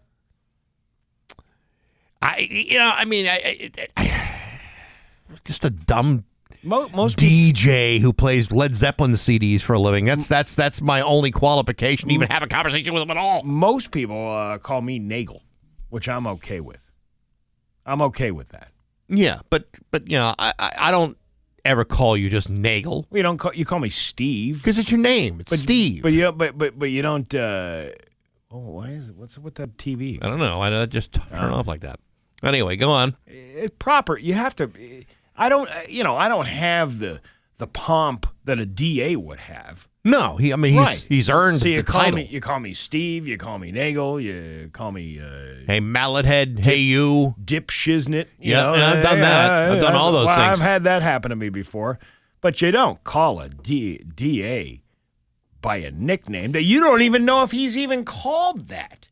You don't even know if he wants to be called that. I mean, I'll call like when we're alone together. I'll call the mayor Dominic or Dom. I've called him Dom many times. I mean, I seem like I'm informal enough with the mayor. I could probably say that, but because he is on a level where he calls and wishes you a happy birthday or wishes you a work anniversary, and he remembers stuff like that. Yeah. His name is Dom. Okay. Dom Sarno. Dominic, whatever. Yeah, I get it. But we have never been on the level with DA Anthony Gallooni. Next time, to call him Tony. Next time he is on the show, for whatever reason it may be, solves another major crime, comes on the show, the Mayflower Marathon, whatever it may be, I'll be sure to call him Mr. DA. Well, I wouldn't be surprised if you were just happen to be driving on Columbus Avenue one of these days and, you got a broken taillight there. No, it isn't. It's fine. And then some cop takes a billy stick to the taillight and goes, It's broken now, isn't it? All right, and I'm probably going to say, well, I know Tony Gallooni. Yeah. I'm never going to get it that far. You see this guy out for the first time out of his element at a CVS. No, I've seen him in other places. Did you call him Tony then? I don't believe I did. Where else have you seen him? Was he at a Dollar General, Spirit Halloween? Where did I see him? I think I saw him at an event one time, but it wasn't like in a political event. It was a non-political event. Yeah. Remember that fire investigator cop, the state trooper that we know? Yeah. Joe, right? Yeah. I saw him yesterday at a Tractor Supply. What'd you call him? Hey, Joe, how's it going? Yes. Well, because we're on that level. Yeah, we're on that level. His name has always been Joe. I know I screwed up. I know I knew it the moment it came out of my mouth. Yeah. But he's also no longer in that position, so you can call him whatever. Hey, I didn't say Joey. Hey, Joey, what's up? It's 7:59 on Rock 102. Hey, it's Bax's View from the Couch, brought to you by Rocky's Ace Hardware, Benjamin Moore Paint, Cabot Stains, plus rock-solid painting advice and expertise. Hey, good morning, sports fans. How the heck are you? Folks, remember the Kentucky Derby? Boy, that was a lot of fun. Fun unless you're a horse, in which case you probably think this is an exploitive exercise in which the owners and jockeys line their pockets with untold millions while you get to enjoy a salt lick. Either way, people love horse racing. They love it for the thrills, the pageantry, and for the exciting threat of financial ruin due to your ongoing gambling addiction. Now, you may recall that soon after winning the Kentucky Derby, it was announced that Sovereignty would be skipping this week's Preakness Stakes at Pimlico Racecourse in Baltimore, and that has not changed. Journalism, on the other hand, the horse that was supposed to win the Derby, will be there. That was confirmed over the weekend. But you know what else was confirmed over the weekend? The suspension of jockey Junior Alvarado, the guy who raced Sovereignty at the Kentucky Derby. According to reports, Alvarado was suspended and fined $63,000 for excessively using his riding crop during the Kentucky Derby. You see, according to the rules, a jockey is allowed to use the riding crop no more than 8 times during a race. Alvarado exceeded that number and under normal circumstances would have only been fined 10% of his earnings, which would have been about $31,000. However, this just so happened to be his second violation of the rules within the last 180 days, and so his fine was doubled. Folks, I understand this is all part of racing, and the only way to steer a horse is to repeatedly smack it on the ass with a stick. But I would like to remind people in the sport of horse racing that A, there are rules to follow, and B, the horse is the star of the show here. The only reason he's running so fast is to get that little guy on his back to stop beating him with a stick. Horses might not be the smartest animals in the world, but they're not stupid. The stupid ones are the guys who are paying $62,000 in fines because they forgot how to count to the number 8 twice in the last 180 days. But hey, enough of my yapping. Sports brought to you by Rocky's Ace Hardware. Get the Eagle mower at the big box store for a low price, but it doesn't include the battery or the charger? How the hell's that supposed to work? You gotta go to Ego at Rocky's, only $5.99 with your Ace Rewards card with battery and charger included. That's a much better deal at your neighborhood Rocky's Ace Hardware. I'm Bax, that's my view from the couch. Rock 102, Springfield's classic rock. Hey, mama said the way you move, gonna make you sweat, gonna make you groove. To Springfield's classic rock, it's 8:14 and Zeppelin with Bax and Nagle on Rock 102. Going to be a nice day today. Sunny at a high of 73. Tomorrow, cloudy with a high of 75. It's, 47 right now in downtown Springfield. You talk trash? I don't think I'm a real big trash talker, do you? People talk trash about you? If they do, I don't know about it. I don't know about it either. I'm sure plenty of people talk trash about me. But normally when somebody says your ears have been burning, they're implying that they were talking about you favorably. But what if they're talking smack? Then they're probably not going to tell you, hey, I bet your ears are burning. There's a new survey out there. Come on, I wasn't ready for this. Which says that about 15% of people would rather be trash-talked behind their backs than not be mentioned at all. No, that's not me. I'd rather not be trash talked at all if I could help it. That's why I try so hard to be such a wonderful guy. But you shouldn't let it bother you. People are going to talk no matter what. There's always somebody going around saying something about you that probably isn't true or there's a mindset that I actually think is actually a very good one. Is that what people think of you is none of your damn business. No, it's really none of it. And it should be none of your concern. The research has conducted 5 experiments with 2,000 participants, and in the end, they found a solid 64% of people want to be gossiped about behind their backs when it's something positive. Roughly 25% want to be talked about when it's ambiguous, whether it's about something good or bad, and 15%, or 1 in 7 of them, would want people gossiping about them about something negative, if the alternative is that people don't talk about them at all. I want you to think I'm a jerk. Well, listen, I want you to talk trash about me. I don't mind you talking about me, but at least make sure it's true. I don't want lies spread about me, and I'm sure there are plenty of people that have. But for the most part, let's just all be honest. Listen, I've known people that have talked trash about me. About me. Oh, about you. About myself. Oh, sure. Yeah. No, there's lots of people. The percentages are the same whether the gossip was happening at a social gathering or a workplace setting. If you're going to say something untrue, just make it, cool, though. Yeah. Something that wouldn't be seen as a negative. Sort of that, Steve Nagle's hung like a donkey. You know Two donkeys. Yeah, 2 donkeys. 2 donkeys strapped together with, Velcro and duct tape. Yeah, make it cool. Yeah, right. Make it like something worthwhile. Do you know that Bax once killed an alligator with his bare hands? Did you know Bax once picked up a bear off the side of the road and then went to have dinner at a Peter Luger's steakhouse and then dumped the dead bear carcass in Central Park because he had to make a flight at the airport named after his brother or his uncle? Do you know that Bax once dated Morgan Fairchild, who he's seen naked? The researchers say this proves that for a good chunk of people, social invisibility is a fate worse than being bad-mouthed. In this highly social mediaized world, I can see where some people would have a problem with that. But sometimes that just creates more drama in your life than anyone really needs. Yeah. And I don't like the drama. That's the one thing I don't like. No drama. Drama-free zone, please. That's what I like. You'd like to think that, but... Oh, it's delusional thinking. I totally it's understand fun. I that. talk smack about you all the time. And I can't say I blame you. I mean, it keeps. You know what it does? It creates content for the show. Right. But you know what, Steve? I don't even want to know what that smack is. But what are you saying behind my back? I tell you all the time what we just had an argument about how you being so disrespectful, calling the DA of Hampden County Tony. What are you, an idiot? Who does that? Listen, I'm not arguing with you. Yeah. I'm telling you, it came out of my mouth, and I'm like, ooh, should I have said that? I don't know if I should have said that. You know, what else? What else have you done that I've talked smack about? But again, like, you're messing up the time or It happens, the dude. Bill Burr thing. I talk crap about that all the time. Yeah, no, I I'm like, deserve can you that one. imagine this guy? Anytime somebody brings up Bill Burr's name, that's the first story I go to about.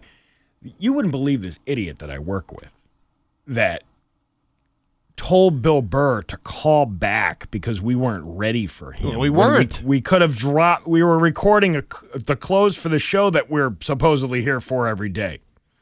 We were very busy doing other things. Yes, like what? I was trying to pull a hangnail out of my finger, and it was very painful, and I didn't think I'd have a conversation with a guy like Bill Burr with my fingers throbbing. But see, I talk crap to create content for the show. That's how, even if it's exaggerated, like that whole big Bill Burr story. It wasn't exaggerated. That was exactly the way it happened. No, for crying out loud. Well, I'm just saying. Listen.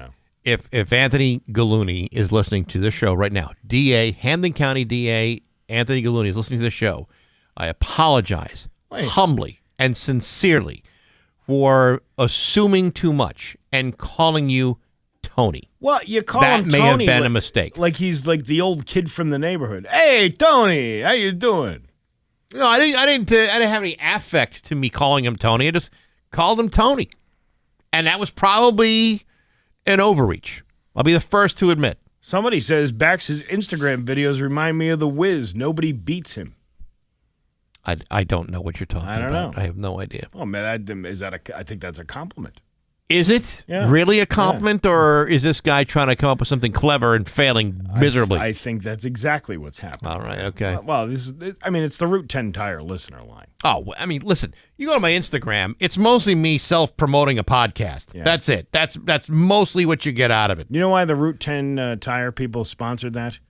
Because they know the commenters are just about as wonky as the tires that are on your vehicle that need to be replaced. These people need to be replaced. Yeah, many of the people on the Route 10 Tire listener line are as full of hot air as your tires. But to call the DA Tony, I'm never going to let you let that down. I could have called him worse. He wouldn't have deserved any of those other names. But yeah, Tony is like, okay. Why'd you call him Ant? Because I wouldn't. To me, that's almost too informal.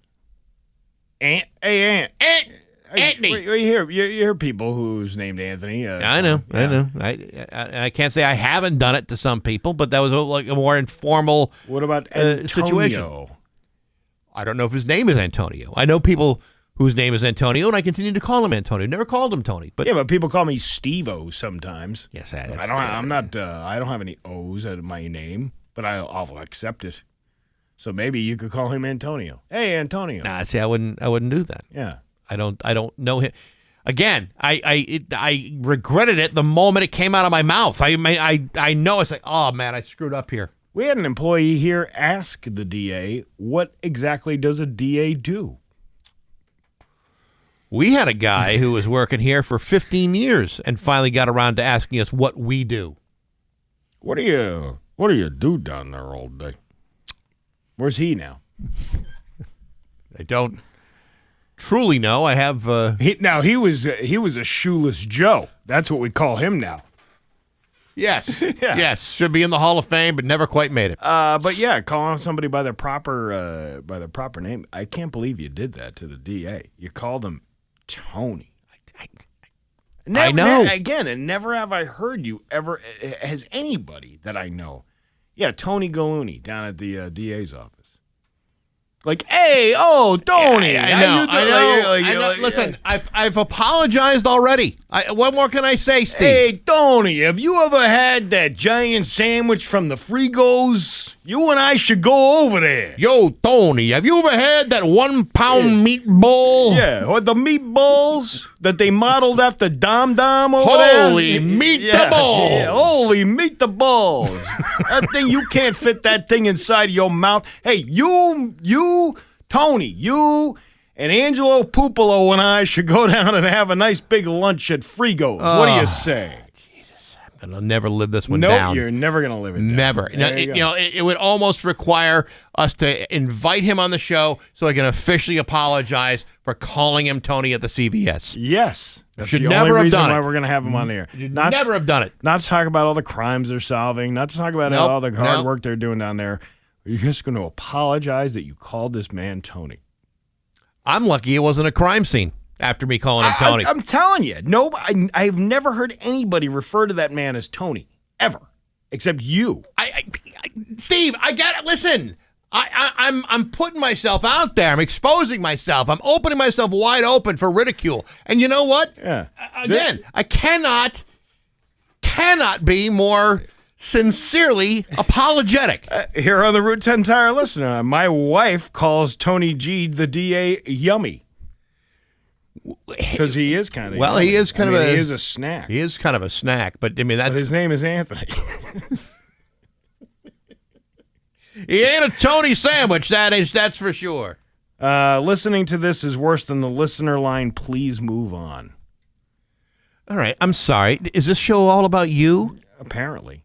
Can you not recognize that we didn't come prepared with anything else to talk about than something stupid that happened over the weekend? We certainly did come with something prepared. And my big preparation was, you're not going to believe what I called the DA on Saturday at the CVS. Right, yeah, between my battery woes at a local auto shop and Bax's idiocy for calling a guy named Tony that he's never referred to as Tony before. Yeah, This is content. This is the show. This is compelling. This is what we do. This is what people are going to be talking about for months. That's what they want. I'm going to be walking around town later on today, and someone's going to pull me over and say, "Oh, you call the DA Tony, huh?" Yeah. Hey, well, watch it. It's going to happen. There you go. I'm almost afraid to even leave the house today. I would be. 8:25 on Rock 102. Springfield's 8:28 with Bax and Nagle on Rock 102. You know, we were just talking about names and nicknames and stuff like that. I read this Reddit post over the weekend about people, where was an origin of your nickname? Yeah. And this one guy was talking about how his name at work was Brisket, and for years he thought Brisket was because he would always talk about barbecuing and stuff like that. Well, it turns out when he got fired, they were calling him that because he was so slow it took him 8 hours to do anything. As long as a brisket would take to cook in a smoker. I thought that was pretty good. That's clever. Yeah, that's pretty good. Hey, Steve-O Nagle is throwing a party, and you're invited. Join us Saturday, June 21st at Vantage Valley Brewing in Ludlow to celebrate the start of summer to help raise money for Rick's Place. Rick's Place provides free support for grieving children, teens, and their families. We've talked to them for many, many years. There'll be live music from John O'Neill, loads of activities to keep the kids entertained, prizes for grabs, food, beverages for sale from Vantage Valley, the Matt Eats food truck, and Malicious ice cream as well. Get your tickets at rock102.com. Just $10.21, plus a small ticketing fee with every penny going to Rick's Place. It's Steve Nagle's summer kickoff party, June 21st, noon to 3, Vantage Valley in Ludlow. Brought to you by Dave Miner Exterior Home Improvements, Aquapump, Aura Credit Union, and Rock 102 Springfield's Classic Rock. We got a sales guy here that said, to be fair, Bax called me completely wrong name for 3 to 4 times when I started working here. But he's just a peon. Mike, the new guy.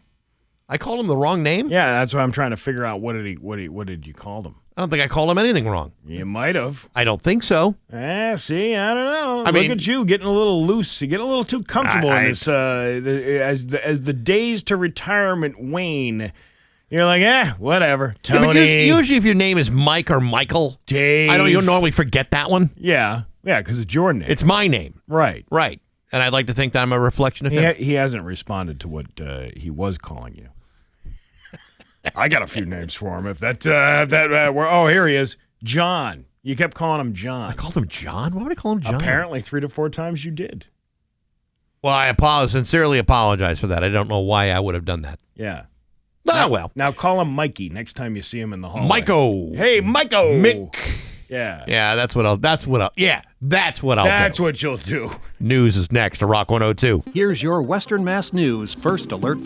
8:34 with Bax and Nagle and Rock 102.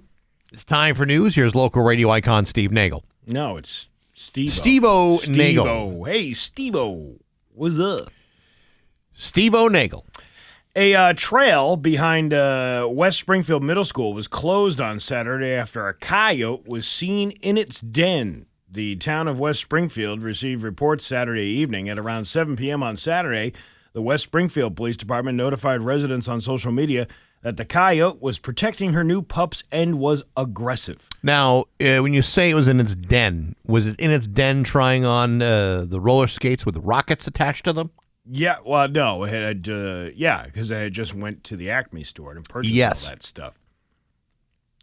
Is the den like a cave or like a side of a rock, but like a tunnel, painted on the side? Well, I know my den's got like a TV and there's like a love seat, fireplace. What? Well, my den. I mean, that's how I live. Yeah, that's how. Oh, that's yours. Yes. Well, anyway, the West Springfield Police Department notified residents on social media that she was being aggressive, and Massachusetts Environmental Police is asking the community to stay away from the animal and the area. It is not known at this time when the trail will reopen. And then 22 goes into the eastern coyote is a well-established species throughout the state, except on Martha's Vineyard and Nantucket. It's a medium-sized predator and adaptable to a wide range of habitats, capable of thriving suburban, urban, and rural areas. Don't you think that 99.99% of everybody in this area is aware of what a coyote is? Yeah, but some people don't, and that's why they need to repeat this to fill space on the website. Who are those stupid people, and where do they live? I mean addresses. I think in West Springfield. According to the Massachusetts Department of Environmental Protection, coyotes will utilize whatever food is naturally available, such as small animals, birds, insects, fruits, as well as garbage, pet food, and compost. Oh, they're versatile. They have a wide palette that they cover. Not only the natural things in the forest, like the birds and the chipmunks and all that stuff. Right. But they'll go after garbage, pet food, and compost. Hey, this is good compost. See, this is like, I want to put a compost pile in my yard, but I don't want to attract animals. How do you keep that from happening? It depends. Well, any animal could get into anything if they're smart enough and really are that hungry. But it's the coyote that I don't want coming around because I have a dog and all that stuff. So I don't know how you prevent it really. You don't want it too close to the house because you don't want the animals to get too close to you. Plus, it smells. Compost is stinky, stinky stuff. Mm-hmm. So I don't know.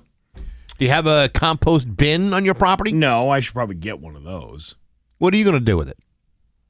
Plant stuff. I want to use it instead of buying topsoil instead of buying planting stuff. That's what you use it for, isn't it? After you compost all this stuff. Yeah, right. What do you compost? Eggshells, banana peels, vegetable scraps, all that kind of coffee stuff. grounds. I believe you can put in there. Really, the coffee ground doesn't. Actually, that may be wrong because I think there's an acidic quality to the coffee grounds that might not be right for that. But I thought you could. Can you use coffee grounds in planting? I'm not a botanist. I don't know. My recollection of that question is that I think they suggest against it because there is some sort of chemical reaction, some sort of acidity in coffee grounds that might not be good for soil. For some plants. Female coyotes typically weigh 33 to 40 pounds. Oh, I could take that. Yeah. After they get a ring on their finger, that's when they go up to 40 pounds. Ain't that always the truth? Except when they go away to college. You know how the coyote freshman 15 always packs on. Well, that's the bad part about starting something new. Oh yeah, that summer after they graduate, they look terrific. But then all of a sudden, by February, they're wearing big baggy sweatshirts all day. Oh my God, I haven't seen you since the Sherwood Forest. You don't look anything like you did in high school a year ago. Whew, you might want to cut down on eating all that compost. Yeah, you might. Males, I'm not even going to. I wanted to point out that that's what they're doing. Well, I appreciate that. Because it goes on. It talks about avoiding conflicts with coyotes. It talks about protecting yourself, livestock, fencing at least 6 feet high, and on and on and on and on. You know, if Julie Trumbull were still in local news, she'd have a whole video about how to avoid coyotes. Oh, yeah. Just like she had with those bears. You would think, you know. I never screwed around with a bear after seeing that video. No. I also never screwed around with Julie Trumbull all that much for that matter. You know what? She'd probably kick your ass. She was She's feisty. She could be feisty. I saw her at Barry's roast that we did. And to be honest, she was hilarious. She was the best one. Without question. She was absolutely the best one. There's always people funnier than anybody else in the room, and she was it. Yeah.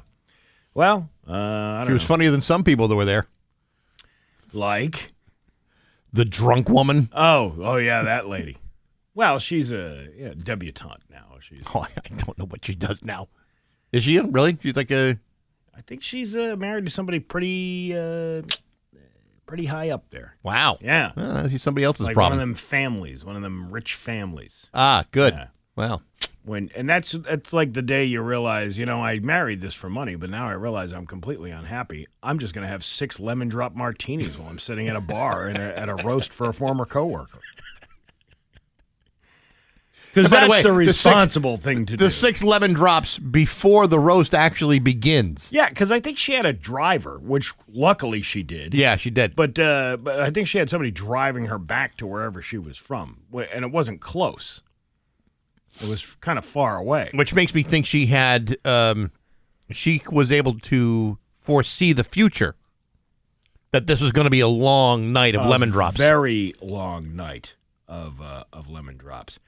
Get this. Here's a classic wedding problem that a lot of people have. You start with 2 or 3 bridesmaids, but then you realize you can't leave people out. Then it grows and grows, right? Yeah. A woman in Northern Ireland named Catherine Stewart just got married, and her wedding party was slightly bigger than most. She ended up with 95 bridesmaids. 95? Yeah. She said it started with 7 or 8, which is what most weddings usually top out as. But she runs a dance school and eventually decided to just include all the dancers. Oh, my God. So did the groom have to come with 95 people? No. On his side? He didn't follow suit. She had 95. He had 8 on his side. What a lopsided... What a waste. What a waste. Are you really that close to 95 people? Couldn't you just pick the people that you are the closest to? I guess you could. The entire wedding was 250 people, and 103 of them were in the wedding party. So over 40% of the guests at the wedding were also in their wedding. This is such a stupid idea. It's ridiculous. I did weddings for years, and most people, fall within the parameters of having 2 people by themselves, or 3 at the most. The maid of honor, the bride, and 2 bridesmaids. Right. You cap it at that. That's probably the smart thing to do. Yes. How many people do you remember when you got married? I do. Which time? The first time. The first time. I do have some recollection of that, yes. How many of those people do you talk to that were in that group of people that were with you? Do you talk to all of them? 2 of them I do. Out of? Trevor was... Yeah, so you can't even remember. I think why people even do this. I think it was my best man and 3 other guys. Mm-hmm. I believe. Let me think of that. Yeah, 3 other guys. I don't even talk to my best man, who was my brother. He's such a bore. God, I picked you to be the best man at my wedding. Yeah, see, I was the best man in my best man's wedding. And that ended in divorce. And he was the best man at my wedding, and that didn't go so hot. So then the second time around, it was just me and my dad. And that, to be honest, that was perfect. That was perfectly fine. I tapped out. Somebody asked me to be part of their wedding. and I chose, no, I'm not doing it. Do you think that's rude to say no? It depends on why you're saying no. Well, it was at a time where I was a young man, I was a single man, and I also didn't have a lot of money.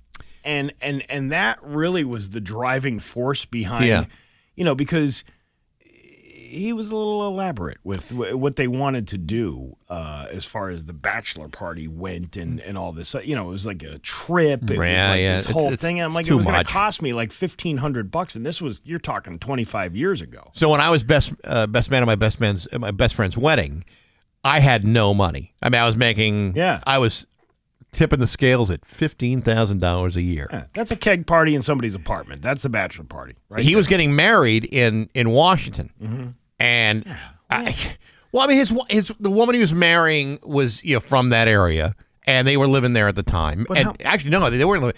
They were living in like Trumbull, Connecticut, but they got married in D.C. And so I went there. I didn't have any money to fly there. I didn't have any money for the hotel, and I didn't have any money for the tux.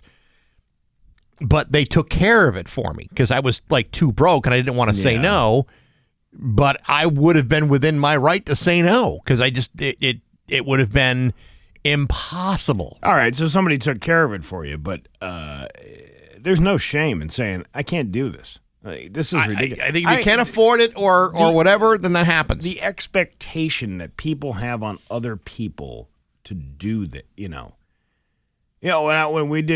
I got married, it was we're wearing like polo type shirts and shorts. And by the way, Walmart has the perfect line of because it didn't matter. You're not.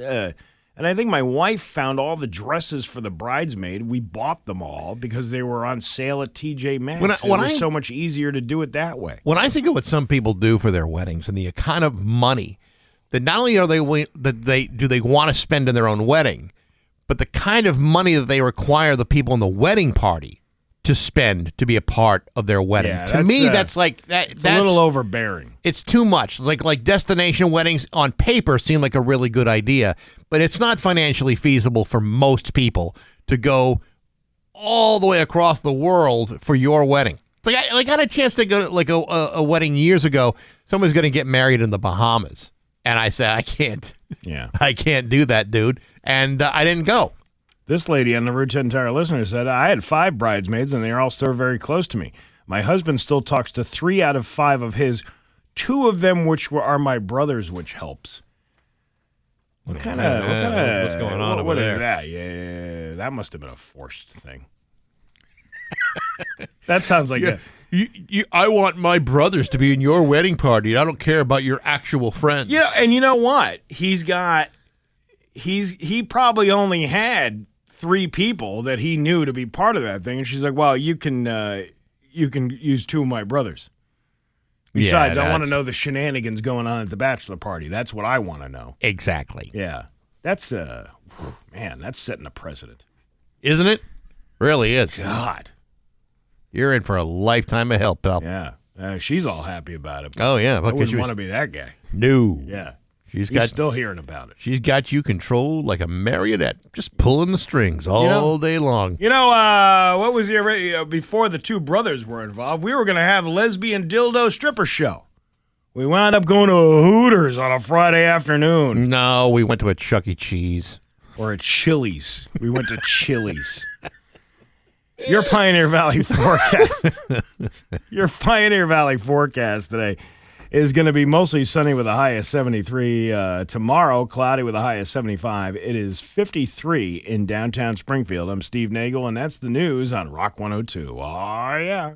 Visit Rock 102, Springfield's Classic Rock. 8:55 in Stone Temple Pilots of Bax and Nagle on Rock 102. It is going to be a really nice day today. Sunny with a high of 73, and tomorrow, cloudy with a high of 75.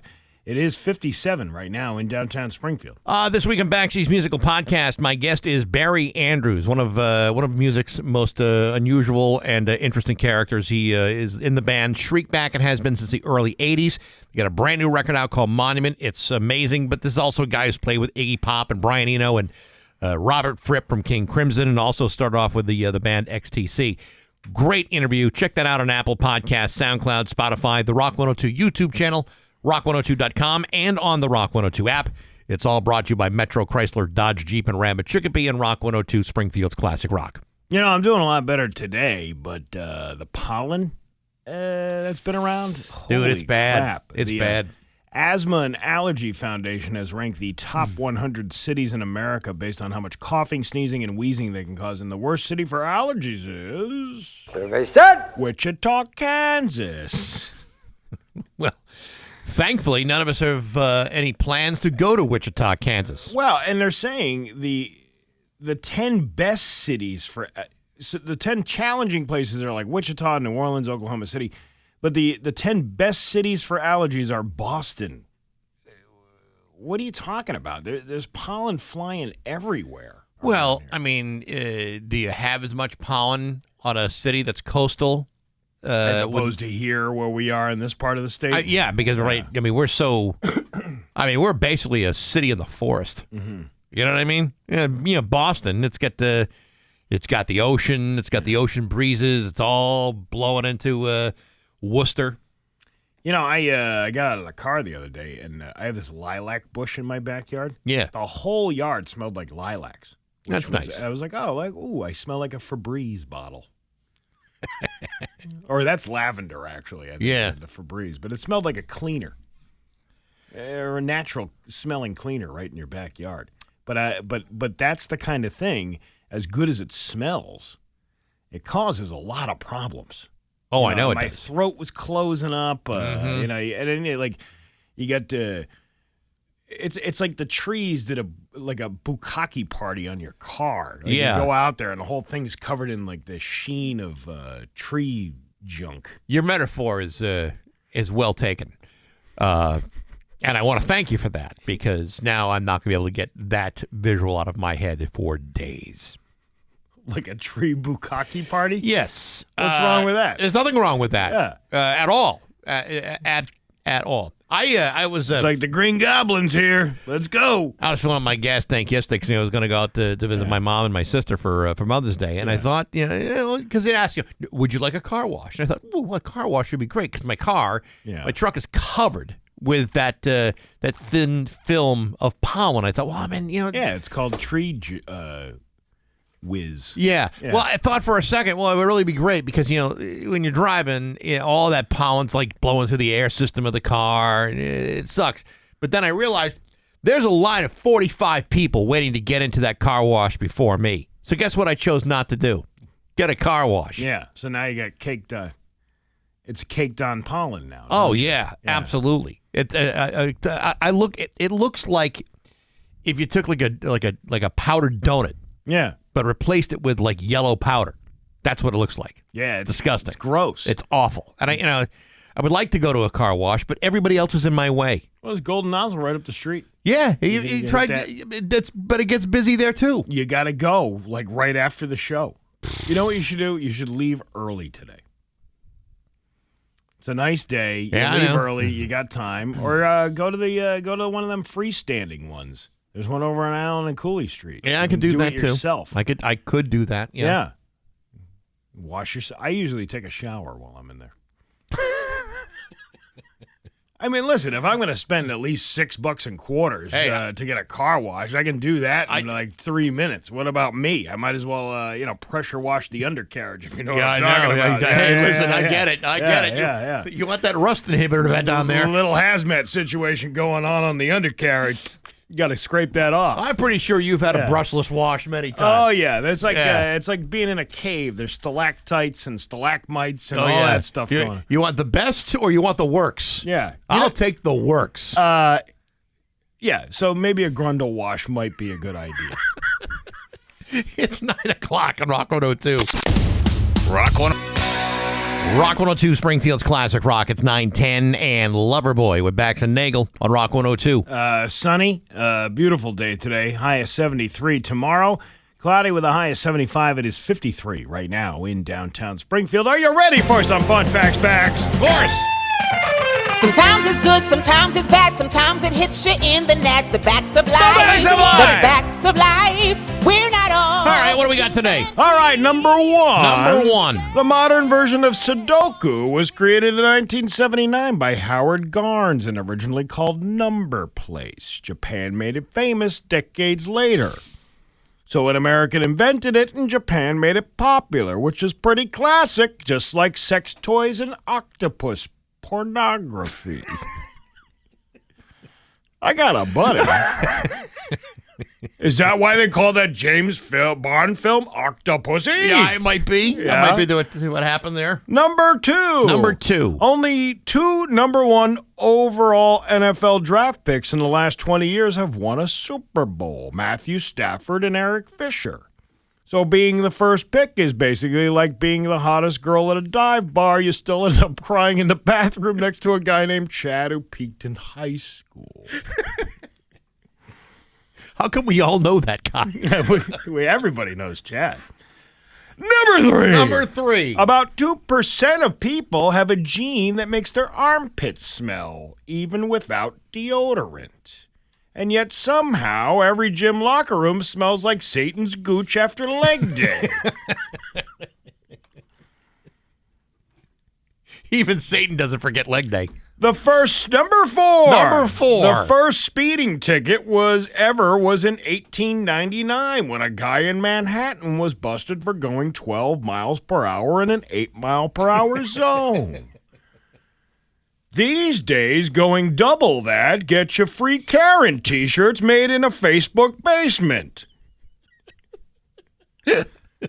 That was a Karen Reed Yeah, joke. no, I got that. Number five. A 30-second ad during the finale of MASH in 1983 cost more than a Super Bowl ad that year.